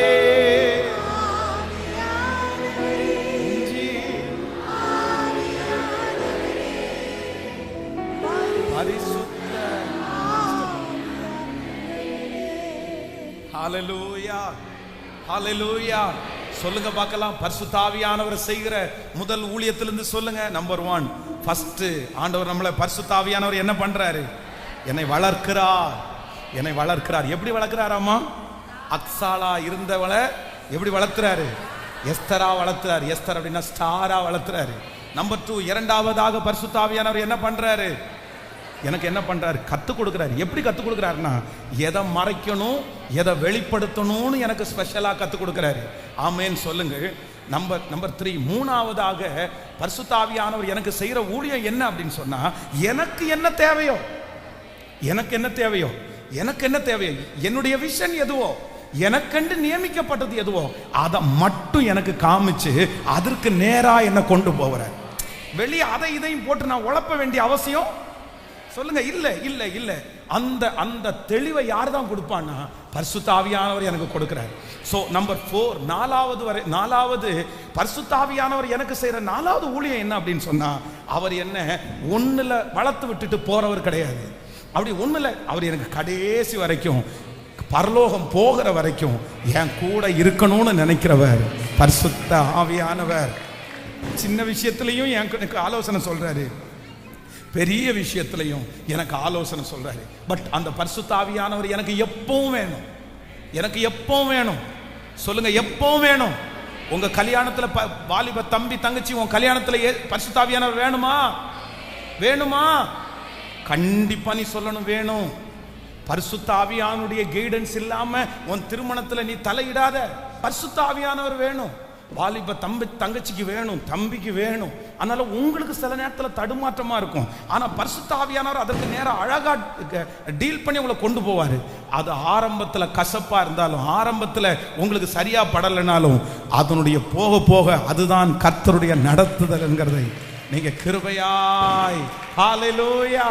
நம்பர் 5, ஐந்தாவது இந்த பரிசுத்த ஆவியானவர் செய்கிற 5வது ஊழியத்தை குறித்து வாசிக்கலாம். 2ஆம் அதிகாரத்தினுடைய 21, 22 வாசிக்கலாமா? 21, 22 வாசிக்கலாம். அந்நாட்களிலே மொர்தெகாய் ராஜாவின் அரண்மனை வாசலில் உட்கார்ந்திருக்கிற போது வாசல் காக்கிற ராஜாவின் 2 பிரதானிகளாகிய ஆமென் 2 பிரதானிகளாகிய பிக்தானும் தேரேசும் வர்மம் வைத்து ராஜாவாகிய அகாசுவரின் மேல் கை போட வகை தேடினார்கள். இந்த காரியம் மொர்தெகாய்க்கு தெரிய வந்ததினால் அவன் அதை ராஜாத்தியாகிய எஸ்தருக்கு அறிவித்தான். எஸ்தர் மொர்தெகாயின் பேரால் அதை ராஜாவுக்கு சொன்னாள். ஹலோ, நல்லா கவனிச்சுங்க. இப்போ இந்த மொர்தெகாயினுடைய 5வது ஊழியம் என்ன அப்படின்னு சொன்னா, கவனிக்கிறீங்களா? கைகளை அசைத்து ஒரு ஹல்லேலூயா சொல்லலாம். இது ரொம்ப முக்கியமான செய்தி, ரொம்ப முக்கியமான செய்தி. இப்ப என்ன நடக்குது அப்படின்னு சொன்னா, இந்த எஸ்தருடைய கணவன் யாரு? அகாஸ்வேரு ராஜா. இவங்க பட்டத்து ராணி, அகாஸ்வேரு ராஜா. இப்போ இந்த ராஜாவை 2 பேர் கொல்லணும்னு பிளான் பண்றாங்க. யார் அப்படின்னா பிக்தானும் தேரேசும் அப்படின்ற 2 பேர் பிளான் பண்றாங்க. ஆனா இவர் இதுல என்ன அப்படின்னு சொன்னா, இந்த மொர்தெகாய் அப்படின்றது நம்ம இதுவரைக்கும் மொர்தெகாயை எப்படி பார்த்திருக்கோம்னா, அவர் ஒரு கேட் வாட்ச்மேனா பார்த்திருக்கிறோம். அவர் ஒரு வாட்ச்மேனா இருக்கார் அப்படின்னு. ஆனா இவர் சாதாரணமானவர் இல்ல. இந்த மொர்தெகாய்க்கு கிட்டத்தட்ட 70 மொழி தெரியுமா அவருக்கு. 70 மொழிகளை இவருக்கு படிக்கவும் எழுதவும் தெரியுமா இந்த மொர்தெகாய்க்கு. இன்னொன்னு, இந்த மொர்தெகாய் இந்த பிக்தானும் தேரேசும் யாருக்கும் தெரியக்கூடாது என்கிறதற்காக அரபு மொழி பக்கத்துல எழுதியிருக்கிறாங்க. அவங்க அந்த மாதிரி வித்தியாசமான மொழியில இந்த ராஜா இப்படி கொல்ல போறோம்னு எழுதினத இந்த மொர்தெகாய்க்கு அந்த பாஷை தெரியுன்றதற்காக அவர் ரொம்ப அழகா படிச்சுட்டு இப்ப யார்கிட்ட சொல்றாரு? சொல்லுங்க, எஸ்தர்ட்ட சொல்றாரு. அம்மா, ஒரு கதையை நான் பார்த்தேன். இந்த மாதிரி பிக்தானும் தேரேசும் 2 பேரும் சேர்ந்து ராஜாவை கொல்றதற்கு, வர்மம் வச்சு கொல்றதற்கு முயற்சி எடுக்கிறாங்க. நீ என்ன பண்ணுனா உடனே போய் ராஜாவுக்கு இதை அறிவிச்சிரு அப்படின்னு சொன்ன உடனே இந்த எஸ்தர் ராஜாவுக்கு சொன்ன உடனே ராஜா டெஸ்ட் பண்றாரு. செக் பண்ணி பார்த்தா இவங்க 2 பேரும் ராஜாவை கொல்றதற்கு அதே மாதிரி பிளான் பண்ணியிருக்கிறாங்க. உடனே இவங்க 2 பேருக்கும் பனிஷ்மெண்ட் கொடுத்து அந்த ராஜா அந்த நாள் அந்த புஸ்தகத்தில் இவனுடைய பேரை அந்த இடத்துல எழுதிடுறாங்க. அப்போ பரிசுத்த ஆவியானவர் நமக்கு செய்கிற 5வது ஊழியம் என்ன அப்படின்னு சொன்னா, நமக்கு விரோதமாய் சத்துரு போடுகிற தீர்மானங்கள், திட்டங்கள், இதை எல்லாத்தையும் நமக்கு விரோதமாய் பண்ணப்படுகிற ரகசியங்களை நமக்கு சொல்லி கொடுக்கிற ஊழியத்தை பரிசுத்த ஆவியானவர் நமக்காய் செய்கிறார். ஆமென் சொல்லுங்க. கர்த்தர் உங்களுக்கு, பரிசுத்த ஆவியானவர் உங்களுக்கு ரகசியங்களை சொல்லி கொடுக்க போறாரு. இதற்கு பிறகு ரகசியங்களை நீங்க தெரிஞ்சு கொள்ள போறீங்க. உங்களுக்கு விரோதமாய் யார் எழும்புகிறார்கள் என்கிற ரகசியத்தை ஆண்டவர் சொல்லி உங்களை அதிலிருந்து கர்த்தர் காப்பாற்ற போறாரு. உங்களுக்கு விரோதமாய் சத்துரு வைக்கிற முயற்சிகளை எல்லாம் கர்த்தர் பரிசுத்த ஆவியானவர் அறிந்து கொண்டு உங்களை தப்புவிக்கிறதற்கு ரகசியங்களை கற்றுக் கொடுக்கிற பரிசுத்த ஆவியானவர். ஆமென் சொல்லலாம். உங்களுக்கு விரோதமாய் வைக்கப்படுகிற கண்ணிகளை கர்த்தர் உங்களுக்கு தெளிவாய் கர்த்தர் காண்பிப்பாராக. உங்களுக்கு விரோதமாய் மனிதர்கள் வைத்திருக்கிற சில ஆபத்துகளை பரிசுத்த ஆவியானவர் உங்களுக்கு தெளிவாய் காண்பித்து அதிலிருந்து கர்த்தர் உங்கள் ஜீவனை கிருபையாய் கர்த்தர் காப்பாற்றுவாராக. ஹல்லேலூயா. கைகளை உயர்த்தி பரிசுத்த ஆவியானவரை பார்த்து சொல்லுங்க, பரிசுத்த ஆவியானவரே நீர் எனக்கு வேண்டும், நீர் எனக்கு வேண்டும். முழு பலத்தோடு ஆண்டவரே எனக்கு விரோதமாய் என் ஜீவனை ரட்சிப்பதற்காக, என் ஜீவனை ரட்சிப்பதற்காக நன்மை எது தீமை எது என்று அறிந்து கொள்வதற்குரிய அந்த ரகசியங்களை சொல்ல சொல்ல அந்த மகிமை உங்களுக்கு வரட்டும். ஆமென். வெளிப்படுத்துகிறவர் கர்த்தர், எச்சரிப்பு கொடுக்கிறவர். இவரிடத்துல பழகாத, இவரிடத்துல பழகு அப்படின்னு நம்மை எச்சரிப்பு கொடுத்து நடத்துகிற கர்த்தர். சொல்லுங்க சத்தமா, பரிசுத்த ஆவியானவரே நீர் எனக்குள்ளே வருவீராக. ஹalleluya, ஹalleluya. ரகசியங்களை தெரிந்து கொண்டு எனக்கு சொல்லுகிறவர் யார் அப்படின்னா பரிசுத்த ஆவியானவர். இந்த ஹோலி ஸ்பிரிட் நமக்கு தேவையான்னு கேட்டா கண்டிப்பா இந்த ஹோலி ஸ்பிரிட் நம்ம வாங்காம இந்த 100 நாள் ஜபத்தை நம்ம முடிக்க போறது இல்லை. அவருடைய அனுபவத்தை உணராம இந்த ஜபத்தை முடிக்க போறது இல்லை. ஹalleluya. நம்பர் 6, 6ஆவதாக ஒரு காரியத்தை நம்ம வாசிக்க போகிறோம். ஸ்தோத்திரம். 4ஆம் அதிகாரத்தினுடைய 13வது 14வது வசனத்தை வாசிக்கலாமா? 13, 14 வாசிக்கலாம். மொர்தெகாய் எஸ்தருக்கு திரும்ப சொல்ல சொன்னது, நீ ராஜாவின் அரண்மனையில் இருக்கிறதுனால் மற்ற யூதர்கள் தப்பிக்க கூடாது இருக்க நீ தப்புவாய் என்று உன் மனதிலே நினைவு கொள்ளாதே. நீ இந்த காலத்தில் மௌனமாய் இருந்தால் யூதருக்கு சகாயமும் ரட்சிப்பும் வேறு ஒரு இடத்திலிருந்து எழும்பும். அப்பொழுது நீயும் உன் தகப்பன் குடும்பத்தாரும் அழிவீர்கள். நீ இப்படிப்பட்ட காலத்திற்கு உதவியாயிருக்கும்படி உனக்கு ராஜ மேன்மை கிடைத்திருக்கலாமே, யாருக்கு தெரியும் என்று சொல்ல சொன்னான். ஹல்லேலூயா. பரிசுத்த ஆவியானுடைய 6வது ஊழியம் என்ன? 6வது ஊழியம் என்ன தெரியுமா? இந்த இடத்துல மொர்தெகாய் என்ன பண்றார் அப்படின்னு சொன்னா, நீ இந்த காலத்தில் மௌனமா இருந்தால் யூதருக்கு ரட்சிப்பும் சகாயமும் வேறு ஒரு இடத்திலிருந்து வரும். அப்படின்னா பரிசுத்த ஆவியானவர் நம்மை கண்டித்து உணர்த்துகிறவர். தப்புன்னா கேட்கல, நீ யாரா இருந்தாலும் தப்புப்பா, தப்புதான்ப்பா நீ செஞ்சிருக்க, கண்டித்து உணர்த்துவார். ஆனா நம்ம அம்மா அப்பா எப்படி கண்டித்து உணர்த்துவாங்க? நான் ஊர்ல இருக்கும்போது நைட் எங்க வீட்டில் டிவி இருக்காது. எங்க கிராமத்திலே ஒரே ஒருத்தருடைய வீட்டில் டிவி இருக்கும். ஆனா இந்த நைட்ல 10 மணிக்கு பார்த்தீங்கன்னா ஒரு நாடகம் போடுவாங்க. அந்த நாடகம் எனக்கும் எங்க அண்ணனுக்கு ரொம்ப பிடிக்கும். அப்போ ஆண்டவருக்குள்ள ரொம்ப வராத அந்த சின்ன வயசுல, அப்போ இந்த 10 மணிக்கு நாங்க வராண்டல தான் படுத்து கிடப்புறோம். நாங்க போறது எங்க அம்மா அப்பாவுக்கு தெரியாது. ஆனா தெரிஞ்சா சண்டை போடுவாங்க. ஆனா நாங்க செங்கல் சூளைக்கு வேலைக்கு போகிற வரைக்கும் எங்க அம்மா அப்பா என்ன பண்ணுவாங்கன்னா 10 மணிக்குள்ள வீட்டுக்கு வரலன்னா திட்டுவாங்க, சத்தம் போடுவாங்க. ஆனா என்னைக்கு அங்க போய் சம்பாரிச்சு கையில கொடுக்கிறோமோ அப்போல இருந்து எங்க அம்மா அப்பா சொல்லுங்க எதுவுமே சொல்ல மாட்டாங்க. இன்னைக்கு கூட இங்க நிறைய அம்மா அப்பா இருக்கிறாங்க. இந்த அம்மா அப்பாவுக்கு காசு கொடுக்கிற வரைக்கும் இந்த அம்மா அப்பா திட்டுனாங்க. ஹலோ, உண்மைதானே? தலையாட்டுங்க அம்மா அப்பா. காசு கொடுக்கிற வரைக்கும், காசு கொடுக்காம இருக்கிற வரைக்கும் என்ன டைமுக்கு வரல என்ன. ஆனா எப்ப பிள்ளை சம்பாரிச்சு தன்னுடைய அம்மா கையில அப்பா கையில காசு கொடுக்குறாங்களோ அதற்கு பிறகு கண்ணு ராசா அப்படின்னா, சாமி சீக்கிரமாவா சாமி, இப்படி பண்ணாத சாமி. ஆனா இவன் எப்ப சாமி ஆனா? இந்த பொண்ணு எப்ப சாமி ஆயிருச்சு? இந்த பொண்ணு எப்போ கையில காசு கொடுக்க ஆரம்பிச்சிருச்சோ அப்ப இந்த பொண்ணு சாமி. அதுக்கு முன்னாடி என்ன தெரியுமா? எரும மாடை பண்ணி குட்டிய. ஆமா, காசு கொடுக்கறதுக்கு முன்னாடி எரும மாடு பண்ணி குட்டி.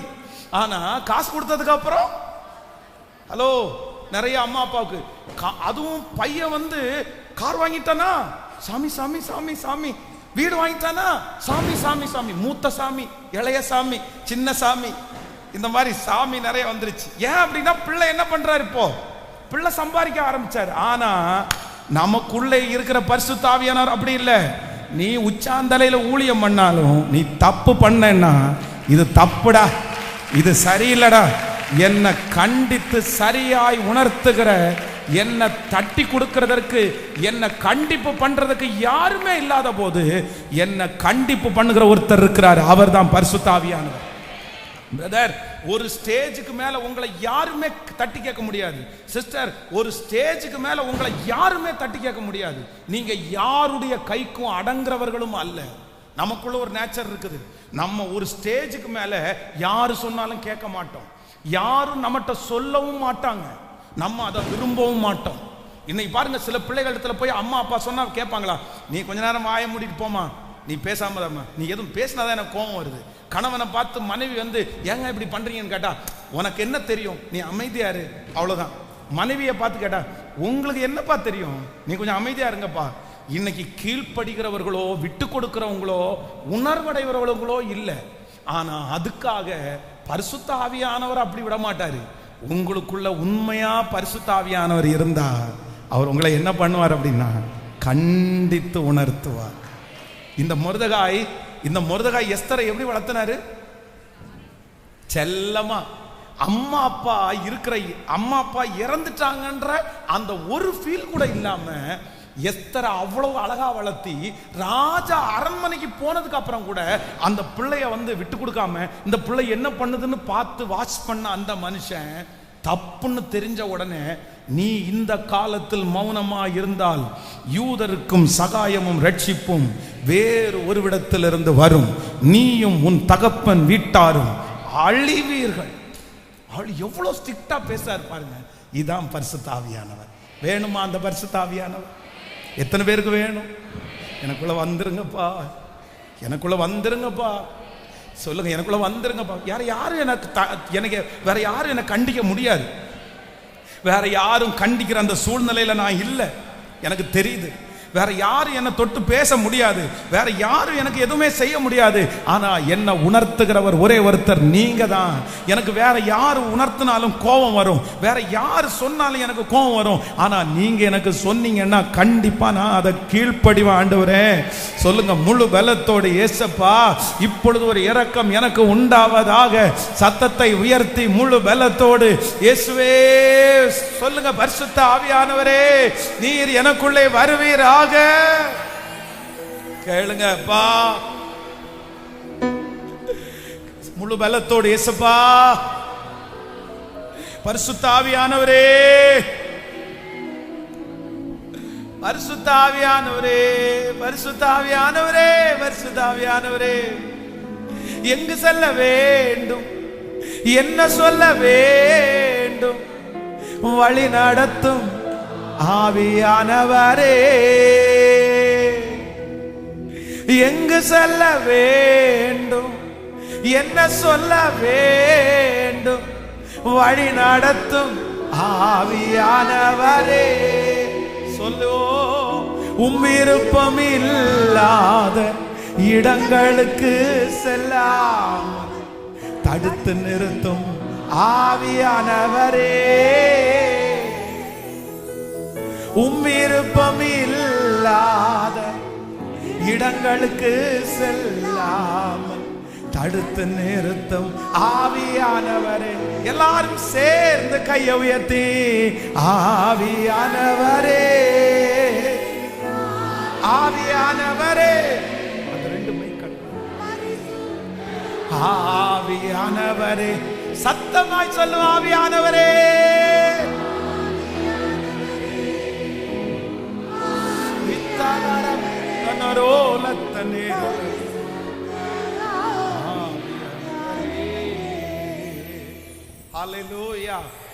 நம்பர் 7, ஏழாவதாக இந்த பரிசுத்த ஆவியானுடைய கடைசி ஊழியம். சொல்லுங்க, வாசிக்கலாம். அந்த வசனத்தை கூட வாசிச்சு நம்ம முடிக்க போறோம். 8ஆம் அதிகாரத்தினுடைய 9வது 10வது வசனத்தை வாசிக்கலாமா? 8ஆம் அதிகாரம் 9, 10. சீவான் மாதம் என்னும் 3ஆம் மாதம் 23ஆம் தேதி ஆகிய அக்காலத்தில் தானே ராஜாவின் சம்பிராதிகள் அழைக்கப்பட்டார்கள்.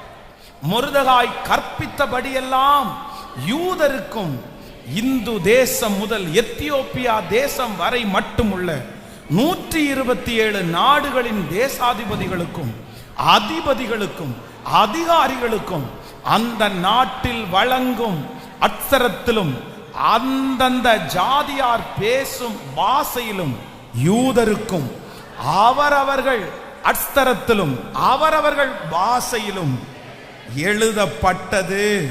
அந்த கட்டளைகளை அகாஸ்வேரு ராஜாவின் பெயரால் எழுதப்பட்டு ராஜாவின் மோதிரத்தினால் முத்திரை போடப்பட்ட பின் குதிரைகள் மேலும் வேகமான ஒட்டகங்கள் மேலும் கோவேறு கழுதைகள் மேலும் ஏறி போகிற அஞ்சற்காரின் கையிலே அனுப்பப்பட்டது. ஆமென்.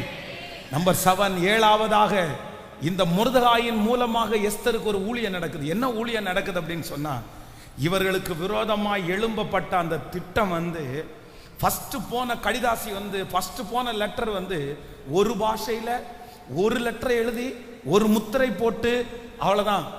கொஞ்சம் அஞ்சல்காரர் கையில கொடுக்கப்பட்டு அப்படின்னா போஸ்ட் கொடுத்து அவ்வளவுதான். போய் ஒரு 10 நாள் 20 நாள் அந்த போஸ்ட் போய் சேர்ந்துருச்சு.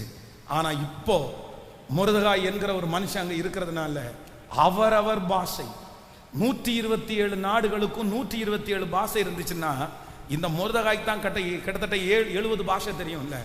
எல்லாம் தனித்தனியா அவங்க பாஷையா தனி லெட்டர் போட்டு எழுதி. இதுல ரொம்ப ஆச்சரியமான ஒண்ணு என்ன அப்படின்னு சொன்னா, இந்த யூத ஜனங்களுக்கு விரோதமா போன லெட்டர் ஸ்லோவா தான் போயிருச்சு. ஆனா இவங்களுக்கு சாதகமான போன லெட்டர் வேகமா போயிருச்சு. அது ஒரு மாசத்துல போய் சேர்ந்துச்சு, இது ஒரு நாளிலே போய் சேர்ந்துருச்சு. அவங்க குதிரையில ஏறி அப்படியே வேகமா புறப்பட்டு போய், ஆமேன், கெட்ட செய்தி இவங்களுக்கு ஸ்லோவா சேர்ந்துச்சு. ஆனா நல்ல செய்தி இவர்களுக்கு வேகமா சேர்ந்துருச்சு. நான் நம்புறேன், நான் விசுவாசிக்கிறேன். இன்னைக்கு இந்த சத்தத்தை கேட்கிற ஆண்டவருடைய பிள்ளைகளே, அந்த காலத்துல கெட்ட செய்தி ஒருவேளை பல மாதங்களுக்கு முன்னாடி பல வருஷத்துக்கு முன்னாடி உங்க காதுகளில் வந்திருக்கலாம். ஆனா கர்த்தர் உங்களுக்கு வாக்கு கொடுக்கிறார், நல்ல செய்தி வேகமாய் மிக வேகமாய் ஒரு நல்ல செய்தியை கர்த்தர் கேட்க பண்ணுவார். நிச்சயமாய் கேட்க பண்ணுவார். உங்களுடைய கெட்ட செய்திகள் மாறி ஒரு நல்ல செய்தி உங்களுடைய காதுகளிலே கேட்கப்படும். ஹல்லேலூயா. பரிசுத்த ஆவியானவர் செய்கிற 7வது ஊழியம் ரொம்ப அழகா இருக்குது. சத்துருடைய சதி திட்டங்களை நமக்கு விரோதமாய் எழும்புகிற சத்துருடைய சதி திட்டங்களை பரிசுத்த ஆவியானவர் நிர்மூலமாக்குகிறார். ஹல்லேலூயா. இப்ப எத்தனை பேர் வேணும்னு கேட்குறீங்க? பரிசுத்த ஆவியானவருக்கு இடம் கொடுங்க. இந்த சத்தத்தை கேட்கிறவங்க நீங்க எங்க இருந்தாலும் ஹோலி ஸ்பிரிட் உங்களுக்கு தேவை. காரியம் மாறுதலாய் முடிந்தது. அப்படியே சொல்லிக்கொண்டே எழும்புங்க. காரியம் மாறுதலாய் முடிந்தது. ஆன்லைன்ல இருக்கிற ஆண்டவருடைய பிள்ளைகள் அப்படியே இந்த கடைசி ஜெபத்திற்கும் நீங்கள் இருக்கும்படியாய் உங்களை அன்போடு கேட்கிறேன். Thank you Jesus. சொல்லுங்க, காரியம் மாறுதலாய் முடிந்தது.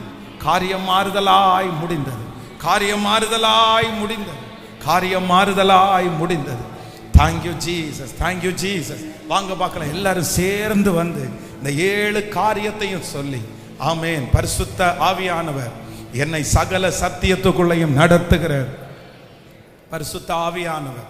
Thank you Jesus. ஓபன் பண்ணி விடுங்க. Thank you Jesus. Hallelujah. Holy spirit. பரிசுத்த ஆவியானவர் உங்களிடத்திலே வரும்போது நீங்கள் பலனடைந்து யூதயாவிலையும் சமாரியாவிலையும் இந்த உலகத்தின் முடிவு பரியந்தம் நீங்கள் சாட்சிகளாயிருப்பீர்கள். ஹல்லேலூயா. கதவெல்லாம் ஓபன் பண்ணுங்க. ஆமென். சொல்லுங்க பார்க்க, எத்தனை பேருக்கு இந்த பரிசுத்த ஆவியானவர் வேணும்னு நினைக்கிறீங்க? அப்ப வாங்க, எல்லாரும் வாங்க. இன்னைக்கு இது முக்கியமான செய்தி. யாரும் பின்னாடி இருக்க வேண்டாம், எல்லாரும் வாங்க. இன்னைக்கு ரொம்ப அவசரமான செய்தி, இது அவசியமான செய்தி.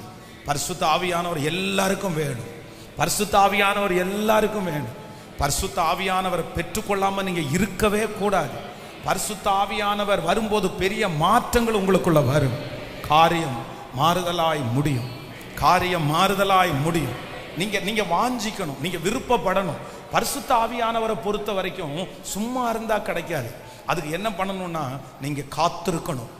நான் சொன்னேன்ல, 120 பேரை கர்த்தர் அபிஷேகிச்சார். ஆனா ஸ்டார்ட் பண்ணது 120 பேர் கிடையாது, ஆயிரக்கணக்கான பேர். ஆனா எல்லாரும் இடையில என்ன பண்ணிட்டாங்கன்னா ஸ்கிப் ஆயிட்டாங்க. ஆனா 120 பேர் மட்டும் என்ன பண்ணாங்கன்னா காத்திருந்தாங்க, வெயிட் பண்ணாங்க. உடனே பரிசுத்த ஆவியானவர் அந்த 120 மேல் அப்படியே இறங்கினார். அந்த 120 மேல இறங்கின உடனே அவங்கள கொண்ட அற்புதங்கள் நடந்துச்சு. அவங்களுடைய ஊழியத்தில் 5000 பேர் ரட்சிக்கப்பட்டாங்க. அப்படியே அவங்களுடைய பிரசங்கத்தில் ஆவியானுடைய மகிமை ஊற்றப்பட்டது. எல்லா ஊழியக்காரங்களை நீங்க வேதத்துல வாசிச்சு பாருங்க, அவ்வளவு பலவீனமா இருந்தவங்க எல்லாம் எப்படி ஸ்ட்ராங் ஆனாங்க தெரியுமா? ஹோலி ஸ்பிரிட், பரிசுத்த ஆவியானவர் வந்த உடனே அவங்களுக்குள்ள ஒரு பெரிய தைரியம் வந்துருச்சு. உங்களுக்கு ஆவியானுடைய தொடுதல் உங்களுக்குள்ள வேணும். வாலிப தம்பி தங்கச்சி, உனக்குள்ள கண்டிப்பா ஹோலி ஸ்பிரிட் வேணும். நீ கண்டிப்பா பரிசுத்த ஆவியானவரை நீ பெற்றுக்கொண்டுதான் ஆகணும். நீ பெற்றுக்கொண்டாதான் நீ நல்லா இருப்ப. அதனால இன்னைக்கு இருக்கிற பிள்ளைகளுக்கு கை தட்டுறதுக்கு விருப்பம் இல்லை. இன்னைக்கு இருக்கிற பிள்ளைகளுக்கு அந்நிய பாஷையில பேசுறதுக்கு விருப்பம் இல்லை. இல்ல, அந்நிய பாஷை அனுபவம் ஒரு பெரிய அனுபவம். நீ வெட்கப்படவே கூடாது. நீ அதான் ஆண்டவர் சொல்லும் போதே என்ன சொல்றாருன்னா, நீ வெட்கப்படாத ஊழியக்காரனாயும். ஃபர்ஸ்ட் நமக்குள்ள என்ன இருக்கக்கூடாது? ஜெபிக்கிறதுக்கு வெட்கம் இருக்கக்கூடாது. ஏசப்பா பிள்ளைன்னு சொல்றதுக்கு வெட்கம் இருக்கக்கூடாது. நான் திரும்ப கேட்கிறேன், நம்ம ஏன் வெட்கப்படணும்? கண் இருந்தும் காணாத, காது இருந்தும் கேட்காத, அந்த மாதிரி நினைக்கும் போது ஏன் ஆண்டவர் எதுல குறைஞ்சு போயிட்டார்? ஏன் வெட்கப்படணும்? வெட்கப்படக்கூடாது. பைபிளை தூக்குறது எனக்கு பெருமை. ஏசப்பா பிள்ளைன்னு நான் சொல்றது எனக்கு பெரிய பெருமை. நான் ஆராதிக்கிற தெய்வம் உண்மை உள்ள தெய்வம். அவர் மரித்தும் இன்றும் பேசுகிற தெய்வம். அதனால நான் கிறிஸ்தவன் சொல்றதுக்கு எப்படி நான் வெட்கப்படலாம்? அதை ஆண்டவர் விரும்பவே மாட்டார். அதனால இன்னைக்கு 7 விதமான ஊழியத்தை இந்த பரிசுத்த ஆவியானவர் சொல்றார். ஸோ ஆண்டவருக்கு சித்தமானா உங்களுக்கு வர்ற சனிக்கிழமை மானிட்டர் ஆஃப் பண்ணு. இந்த வர்ற சனிக்கிழமைக்குள்ள பரிசுத்த ஆவியானவர் உங்களுக்குள்ள வரும்போது அப்படின்னு சொல்லி ஒரு போர்டு ஒன்று நான் வந்து ரெடி பண்ணுறோம். இது ஒரு அழகாக ஒரு டிசைன் பண்ணி ஒரு போர்டு ரெடி பண்ணுறோம். இதை கண்டிப்பாக உங்களுடைய படுக்கை அறையில், உங்களுடைய ஹாலில் நீங்கள் அதை வைங்க.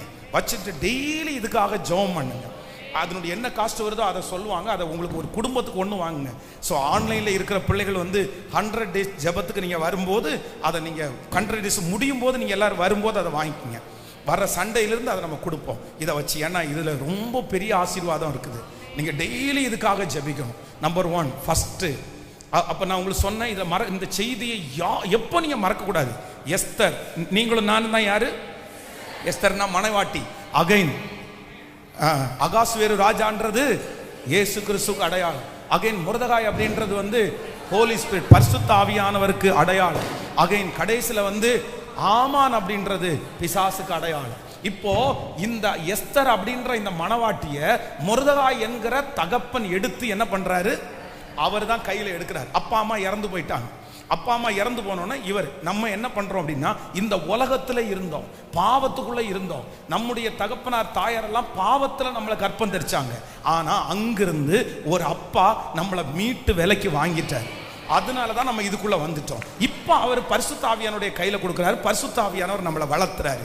நம்பர் 1, பரிசுத்த ஆவியானவர் செய்கிற ஃபர்ஸ்ட் ஊழியம், நான் உன்னை வளர்ப்பேன்.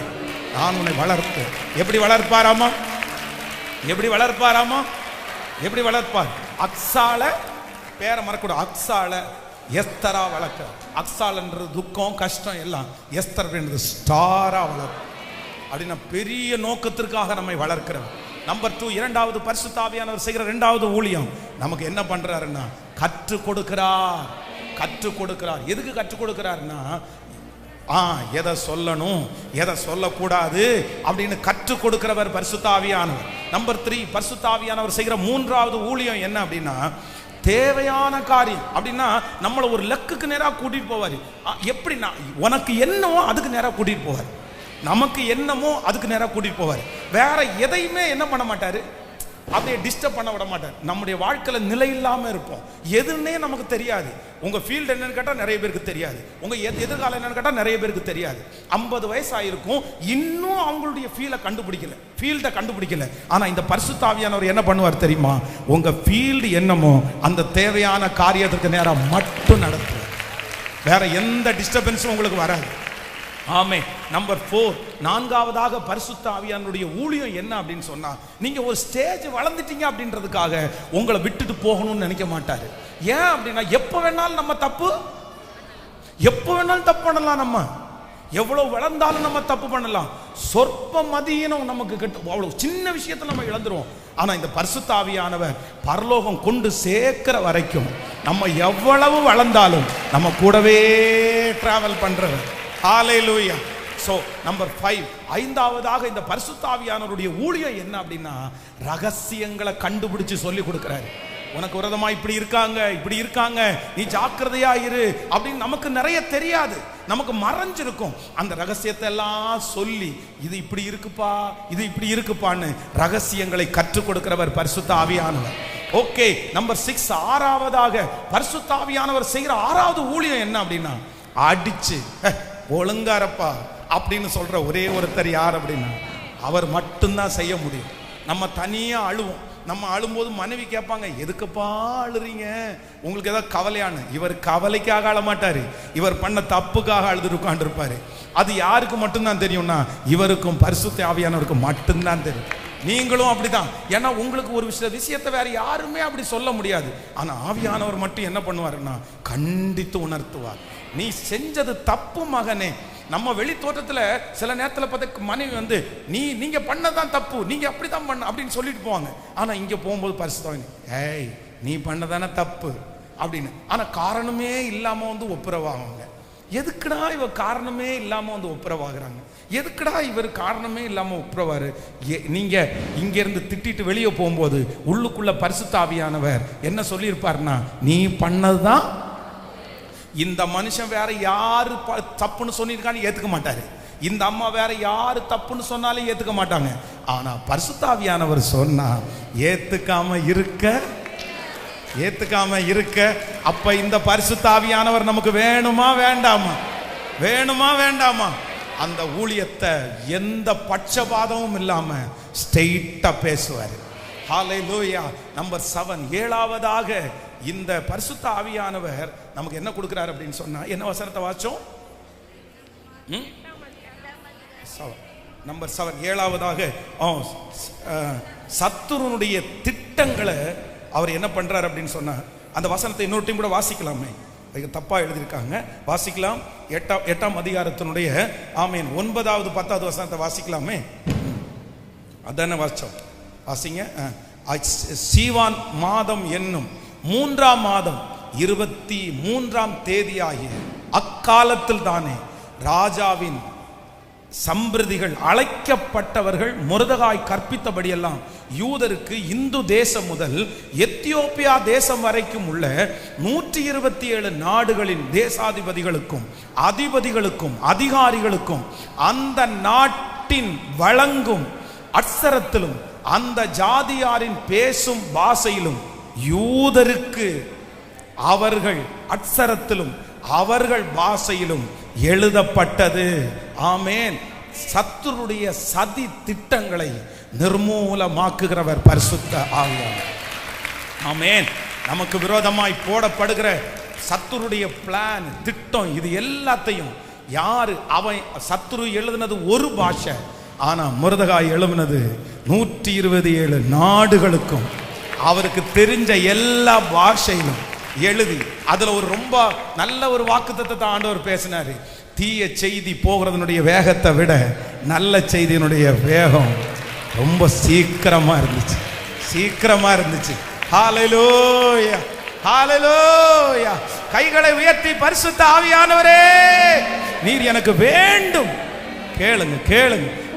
கேட்க அந்த பரிசுத்த ஆவியானுடைய மகிமை உங்கள் மேல் ஊற்றப்படட்டும். ஸ்தோத்திரம். முழு பலத்தோடு பரிசுத்த ஆவியானவரே எனக்குள்ள வாருங்க ஏசப்பா, எனக்கு வாங்க ஏசப்பா, எனக்கு வேணும். உங்களை நான் ஃபீல் பண்ணணும், உங்களை நான் உணரணும், உங்களுடைய ஆழத்துவத்தை உணரணும். இந்த 7 காரியங்களும் எனக்கு நடக்கணும்பா. சொல்ல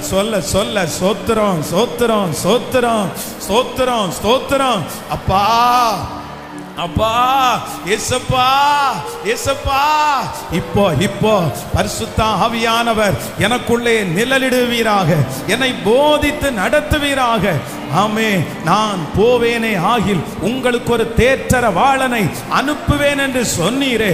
இந்த 100 நாள் ஜெபத்துல என் மேல பரிசுத்த ஆவியானவர் வேணும், என் மேல பரிசுத்த ஆவியானவர் வேணும். பரிசுத்த ஆவியானுடைய மகிமையை நான் உணரணும். ஸ்தோத்திரம் ஸ்தோத்திரம். நான் ஒருவன் மாத்திரம் மீந்திருந்தாலும் பாகாலின் படைகளை நான் எதிர்க்கணும். நான் ஜெபிக்க ஜெபிக்க அற்புதம் நடக்கணும். ஸ்தோத்திரம் ஸ்தோத்திரம் ஸ்தோத்திரம். ஆமென்.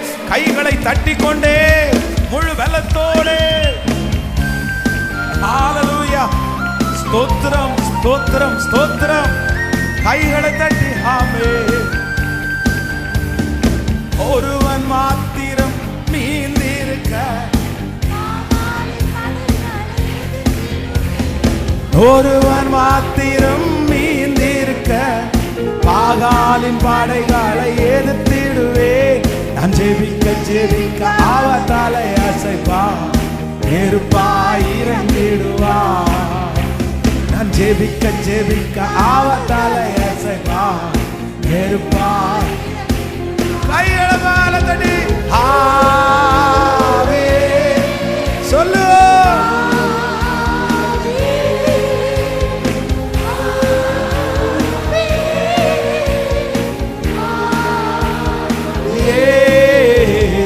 அசைவாடும் அனலாகும் எங்கள் அக்கினி ஜுவாலை. அசைவாடும்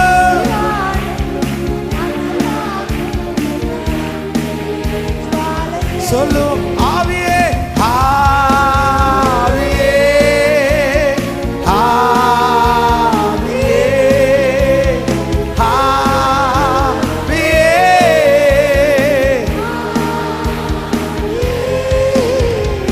அசைவாடும் அனலாகும் எங்கள் அக்கினி ஜுவாலை. அசைவாடும்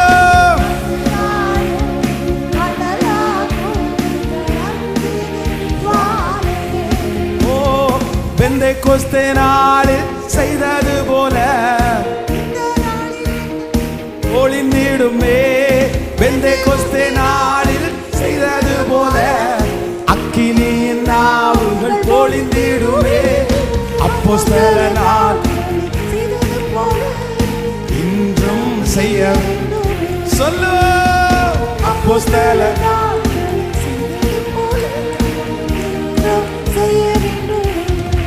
Hallelujah.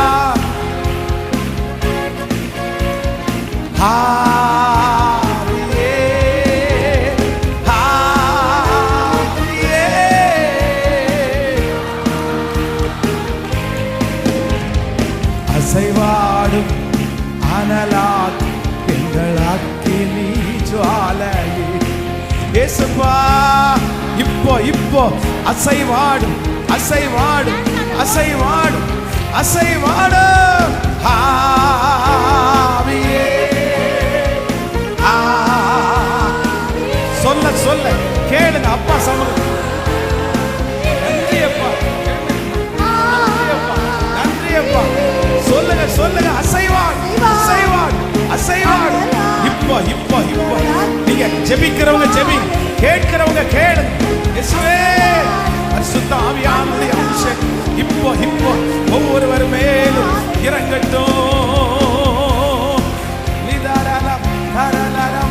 ஆவியானவரே ஆவியானவரே ஊற்றப்படுவீராக ஊற்றப்படுவீராக ஊற்றப்படுவீராக ஊற்றப்படுவீராக. இப்பொழுது ஊற்றப்படட்டும் ஊற்றப்படட்டும். அக்கினி அக்கினி அக்கினி அக்கினி அபிஷேகம். பரிசுத்த ஆவியானவரே அன்றைக்கு மேல் வீட்டு அறையிலே இறங்குறது போல இப்பொழுது ஒவ்வொருவர் மேலும் இன்றைக்கு இறங்குவீராக இறங்குவீராக இறங்குவீராக. இதலாரம் ஓ ஹalleluya. உற்றிடுமே உம் வல்லமையை இந்த நாளில் எங்கள் மேலே. உற்றிடுமே உம் அக்கினியை இந்த நாளில் எங்கள் மேலே வல்லமையோடு உற்றிடுமே வல்லமையை இந்த நாளில் எங்கள் மேலே உற்றிடுமே உமக்கினியை இந்த நாளில் எங்கள் மேலே வல்லமையோடு வல்லமை வல்லமை தாருமே தேசத்தை உமக்காக கலக்கிட அபிஷேகம் அபிஷேகம் ஊற்றுமே ஆனல் ஒன்று உமக்காக வல்லமை வல்லமை இப்போ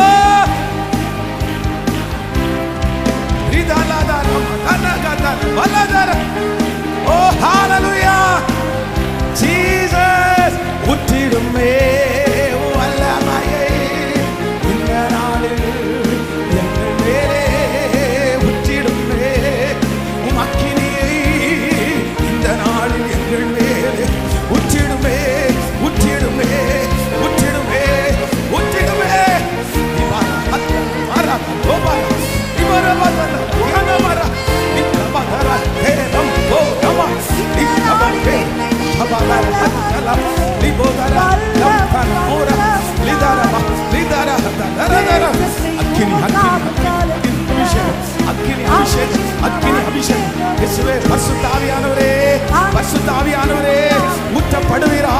ஊற்றப்படுவீராக மாம்சமான யாவர் மேலும் என் ஆவியை ஊற்றுவேன் என் ஆவியை ஊற்றுவேன் நீ சொன்னீரே இப்போ இப்போ இப்போ இந்த ஜெபத்துல இருக்கிற பிள்ளைகள் மேல் வாலிபர்கள் மேல் இறங்கட்டும் Jesus Jesus oh hallelujah oh Jesus ஆமென் மாம்சமான யாவர் மேல் ஊற்றுவேன் என்று வாக்குத்தத்த ஆவி ஊற்ற வேண்டுமே மாம்சமான யாவர் ஊற்றுவேன் என்று இயேசுவே நீச்சலால் கொண்டு இந்த செய்யுமே யாய்பாய் நீச்சலாலும் கொண்டு இந்த செய்யுமே நதியாய்பாய் உற்றிடுமே உற்றிடுமே உமக்கினியை இந்த நாளில் எங்கள் மேலே உற்றிடுமே உமக்கினியை இந்த நாளில் எங்கள் மேலே உற்றிடுமே இப்போ இப்போ அந்த பலவீனப்பட்ட சரீரம் இப்பொழுது பலன் அடையும்படியாய் அக்கினி அக்கினி பரிசுத்த ஆவியானவர் வரும்போது பலன் அடைந்து அந்த சரீரத்தில் இருக்கிற பலவீனம் மனசுல இருக்கிற பலவீனம் இப்போ ஆவியானவர் ஊற்றப்படும் போது ஸ்தோத்திரம் கட்டுகள் அவிழ்க்கப்படட்டும் கட்டுகள் அவிழ்க்கப்படட்டும் கட்டுகள் சத்துரு தெரிப்புண்டு ஓடுவானாக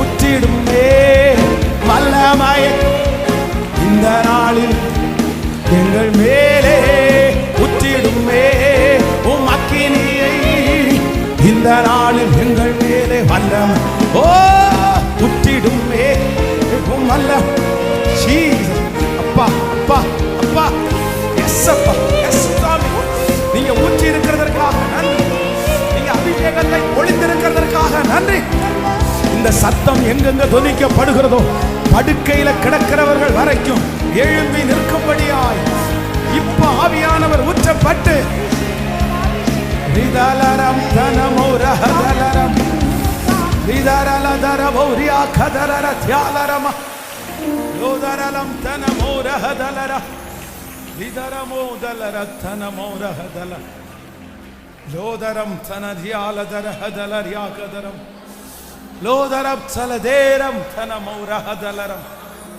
Thank you Holy Spirit. Thank you Holy Spirit. Thank you Holy Spirit. 36வது நாளுக்காக ஸ்தோத்திரம். நீர் எங்களுக்கு நிழலிட்டதற்காக ஸ்தோத்திரம். நீர் எங்களுக்கு செய்ய போகிற ஊழியத்திற்காக ஸ்தோத்திரம். நீர் எங்களுக்கு செய்ய போகிற ஊழியத்திற்காக ஸ்தோத்திரம். நீர் எங்களுக்கு செய்ய போற 7 விதமான ஊழியத்திற்காக ஸ்தோத்திரம். பரிசுத்த ஆவியானவரே இதற்கு பிறகு உங்களை நாங்க அனுபவிக்கணும். எங்க பிள்ளைகள் ஒவ்வொருத்தரும் அனுபவிக்கணும் ஆண்டவரே. இந்த சத்தம் யாருடைய காதுகளில் எல்லாம் தொனிக்கப்படுகிறதோ காரியம் மாறுதலாய் முடியும்.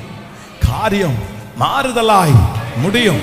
இன்றைக்கு கொடுத்த அந்த வாக்கு தத்தத்தை எங்கள் பிள்ளைகள் மேல் ஆம் என்றும் ஆமென் என்றும் அப்படியே நிலைப்படுத்துகிறதற்காக ஸ்தோத்திரம்.